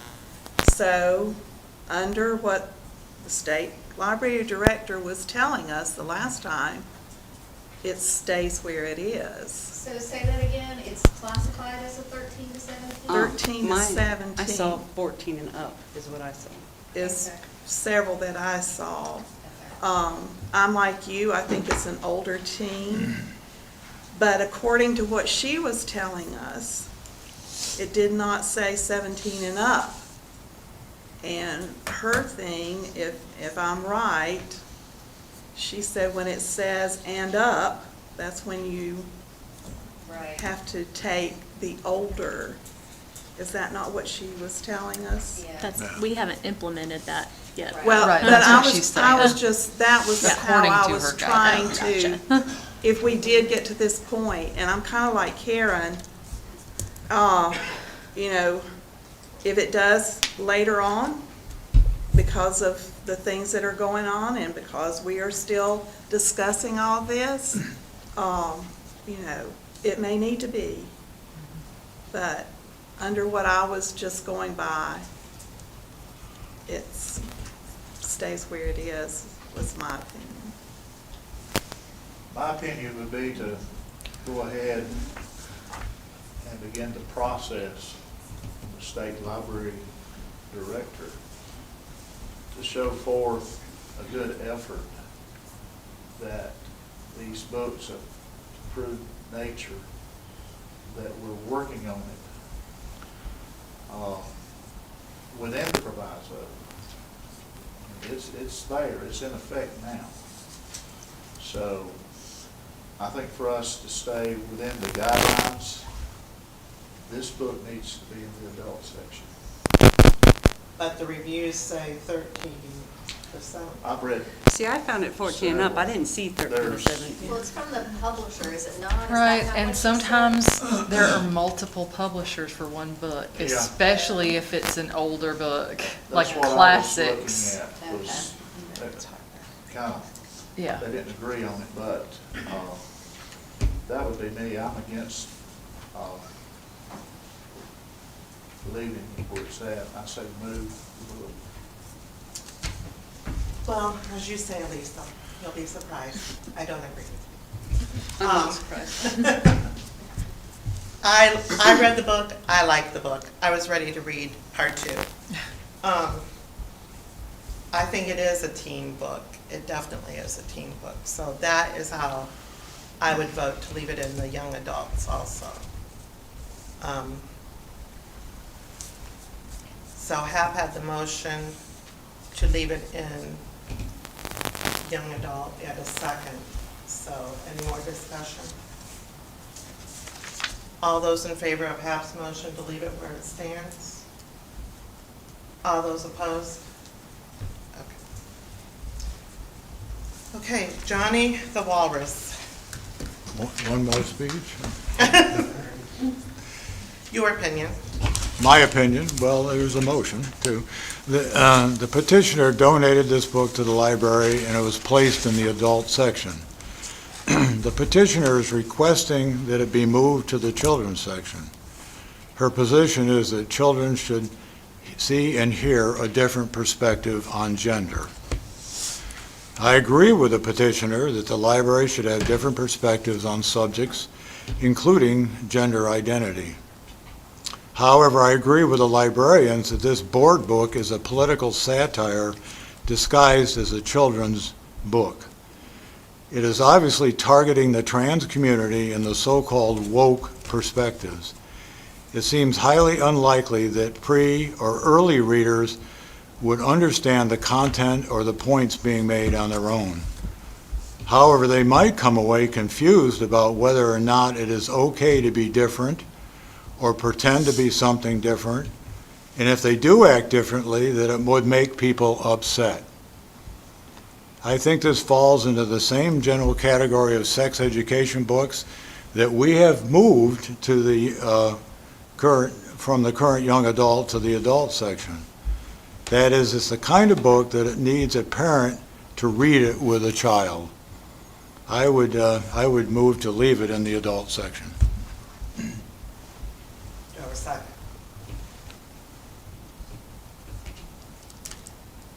No second? No second. Can we discuss? We can discuss. Okay, so this is complicated, this one. So it's Did you definitely. get a, excuse me? You didn't get a second. No, we did not get a second. No, if there's no second, the motion So is. now you gotta do a new motion. A new Sorry, Karen. I can't because I need to talk I wanna first make before a I mo- make a motion. I was gonna say. I want to make a motion that we put it back in the children's section. We talk about balance, okay? Wait, you And- need a second first. You need a second before you can discuss. Go ahead. Go ahead, I make a motion. Second? Second. You second? Mhm. Okay. Okay, now, Discussion. discuss. Okay, yeah, speaking toward the motion, that we keep it in because we need balance. Okay, that's what we're talking about, is balance, okay? And so with that being said, we moved one book, we deem it politically, okay, a satire. But other books are very political in nature. I don't think it intended to be that way, transgender, et cetera, but it has fallen into the political world, okay? And so they need to see the other side as well. There's the balance of it, okay? Is that not everyone believes that because you play or make believe, as children do, that they're saying, okay, I'm really a walrus or whatever. But with the satire that it's showing that gender, that the identity that has fallen into the political world is that kids shouldn't have to be making that decision. Young children should not have to make that decision. And their parents should be helping them through the process, okay? Either way, balance, whichever way. Okay? But at the same time, what I'm saying is, we'll pull a book because it's of conservative values, but we leave a book that is of woke values. Both are political, political sides. Well, that's where I disagree. We have moved books that are appropriate for adults to read with children. We have moved them. And that's my principal argument here. This is a book that an adult should check out and read with children so that they can explain the content. Because it could be just disturbing to young children as it's written. So my thoughts on this book are, and I agree, I want to have both sides of everything in our library for everybody. It's my last time I'm going to say this. The library's for everybody, so I'm with you on that. And my thought is that the language in the book, I'm not sure our youth section, there are definitely words in there. I know the word bigot is used, like Facebook mom, I can't remember that. A very young child, even though it's like a board book, is not going to get unless their parent is reading it with them. Is there I should know this by now after 4 years, like a youth section? I don't think it should be the adult section, but there's some middle ground where it could be. I don't think a 6-year-old is going to, there's definitely words in that book that they will not understand. I can for sure. sort of explain why I put it where I put it. And so this to me, obviously it was a donated book. It has never been in the children's section, and we did not have to add it. It is a book on a controversial topic, but that doesn't mean we can't add it to the collection per our collection development policy. I have seen books like this before. Here's an example. This book is, for all practical purposes, looks like a children's book.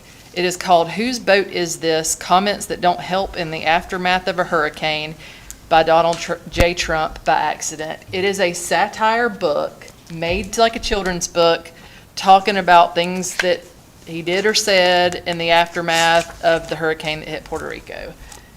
Obviously, it looks like a children's book.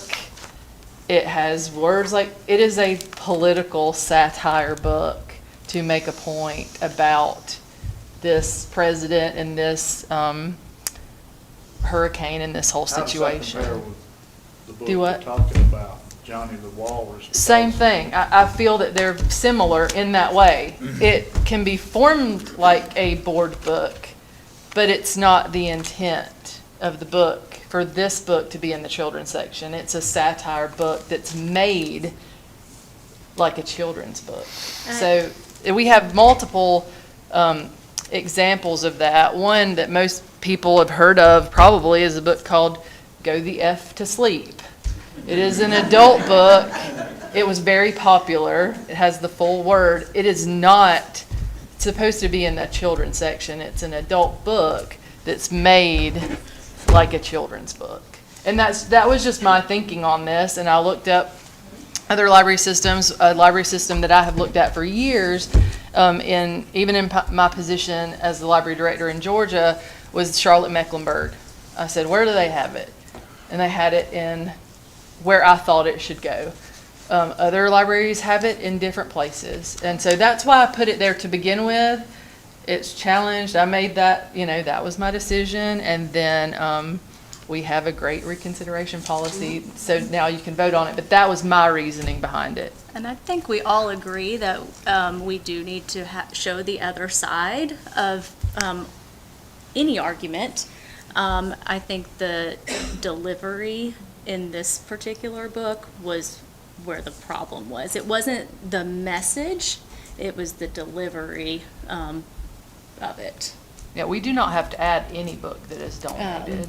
So, you mentioned it's talking about bigots, it's got those Facebook images of angry people, it's got them saying they're gonna saw his feet off, and that just did not feel like A board.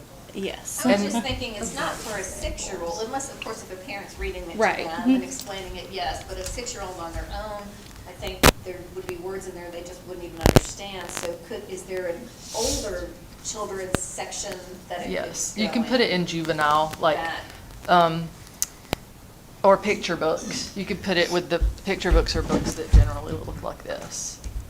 And then there's juvenile, which is chapter books. And if you put a board book in with chapter books, you could do that, but nobody's going to check out it. Board books are for babies. Right, I know, that's why this is confusing. I actually thought of you, Stephanie, Thought of during my me. decision. of Okay. this. No, I paid attention to what you told me. Okay. Before, you told me picture books in adult sections, adults won't read it. Almost a year ago, about drama, when I wanted to move it, and you said picture books in adult sections. So I took that into consideration. It's a picture book. So, and I also took into consideration that the publisher and the age was 6 to 7. And I also took into consideration the fact that parents are responsible for what their children read, and you want parents to be responsible on other circumstances. Why shouldn't the parent also have to step in during this one? So I think for drama, I did not think that was a political satire. I thought this book was. That book was, I thought, made for juvenile readers. This one, I did not think it was, and it was, my prerogative to put it where I thought. That was my professional opinion. I still think that. Obviously, y'all can move it wherever you want to. I know, I have different opinions on it and whether it'll be checked out no matter where it is. But, that was just my opinion based on this item where it should be cataloged. And a lot of library directors and librarians across the country have put it in multiple different places. So that was mine, and it can be moved. It can be moved to juvenile, it can be moved to picture books. That's just where I thought on this book, which could be very different from my thoughts on any other book, where it should go. I thought there was nothing that would make it so that it didn't belong in the collection at all. That's... No. For me, it's not about content, it's about reading level. Content is, I think it should be in the library, but it's what age is appropriate to understand the actual words that are in the book. That's my thought, and I don't know where it should go. I don't know where to go from here. Do you want an explanation of different areas? Sure. Yes, that would be Well, wait, there's a motion on the table right now. But we're still discussing. Yeah, this is still in discussion, right? Right. Oh, I think okay. yeah. So within the children's area, we have the board book section, which is what this is styled as, which would be kind of 0 to 3 age. And then you have picture books, which would be kind of 3 to maybe 8 or so, depending on the reading level of the individual children. And there is drastic levels within that. So there are picture books that have very little words, very easy to understand words, and then there are some that have maybe whole paragraphs on the page. So what was the age range again? Maybe 3 to 8, depending on. For picture books. Yeah. Obviously, some of the books would still be, parents reading with them. They're just not as sturdy as board books are, so you would read them with a little bit of an older child who's not going to grab and rip the page. And then you go into chapter books, which is, they're fully reading on their own, and those have varying levels of readers as well. Some are very large type, simple words, and then you go kind of into the middle grade within that section. And then you move into the teen section. So those are kind of other options besides board books or adult.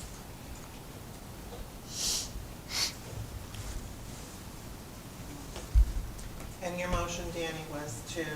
Move it to the children's section. To the board books? Which board books? Or Yeah, maybe yeah. maybe Yeah, clarify. yeah.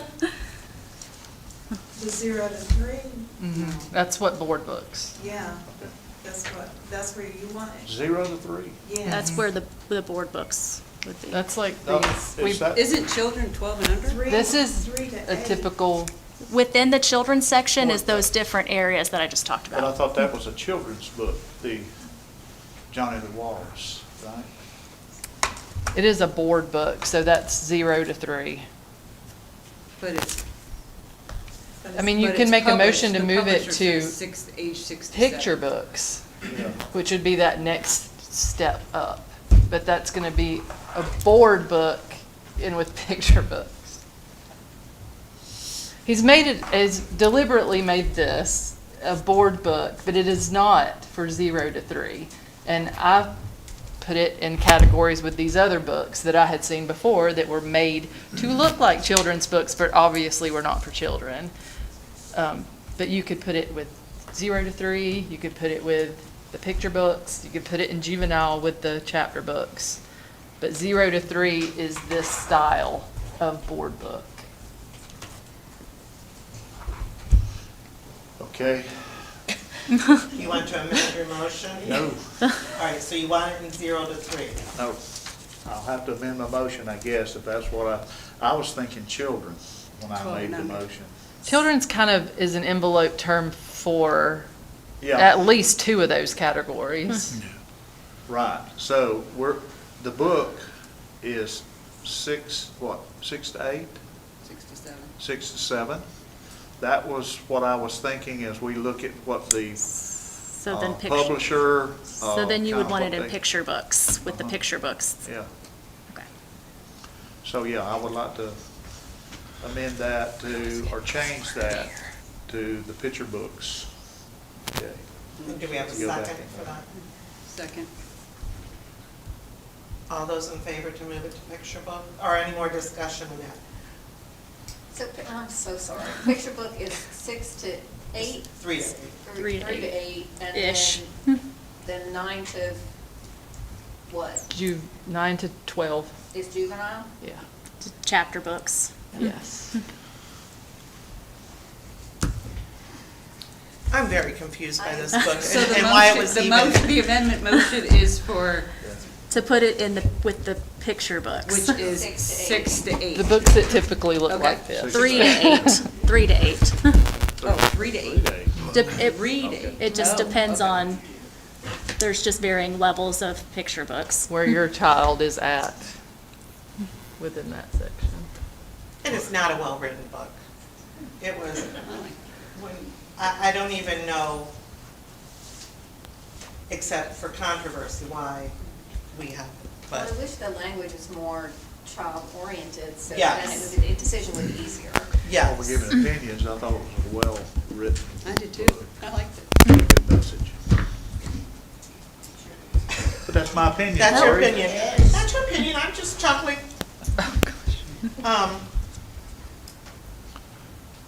Okay, so we have a motion and a second on the table to move this book from adult section to the 3 to 8 picture book section. All those in favor?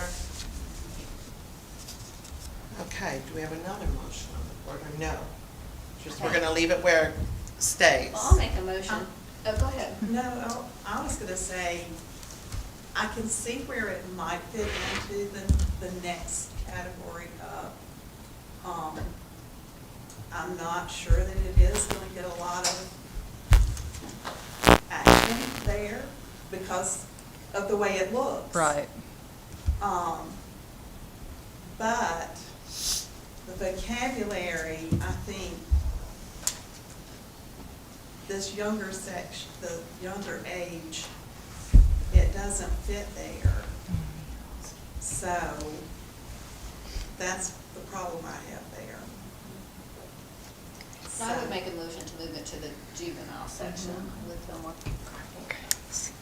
The chapter books. whatever the juvenile. Yeah. Where the language is more. Drama was a juvenile book. Yes. Just to give you an example of one that you've read and considered. Okay. Do I have a second? I'll second that, Okay. the juvenile. Okay, all those in favor of moving it to the juvenile section? Oh, yeah, I'll do We that. vote, there's no discussion. All those opposed? Oh, I suppose. okay. We're moving it to the juvenile section. And I did really quickly, everybody has an updated list. We will be sending out, I will be sending out letters for all of the remainders on this list next week. So the list will have been gone through, and then we will wait for any appeals. in the new year.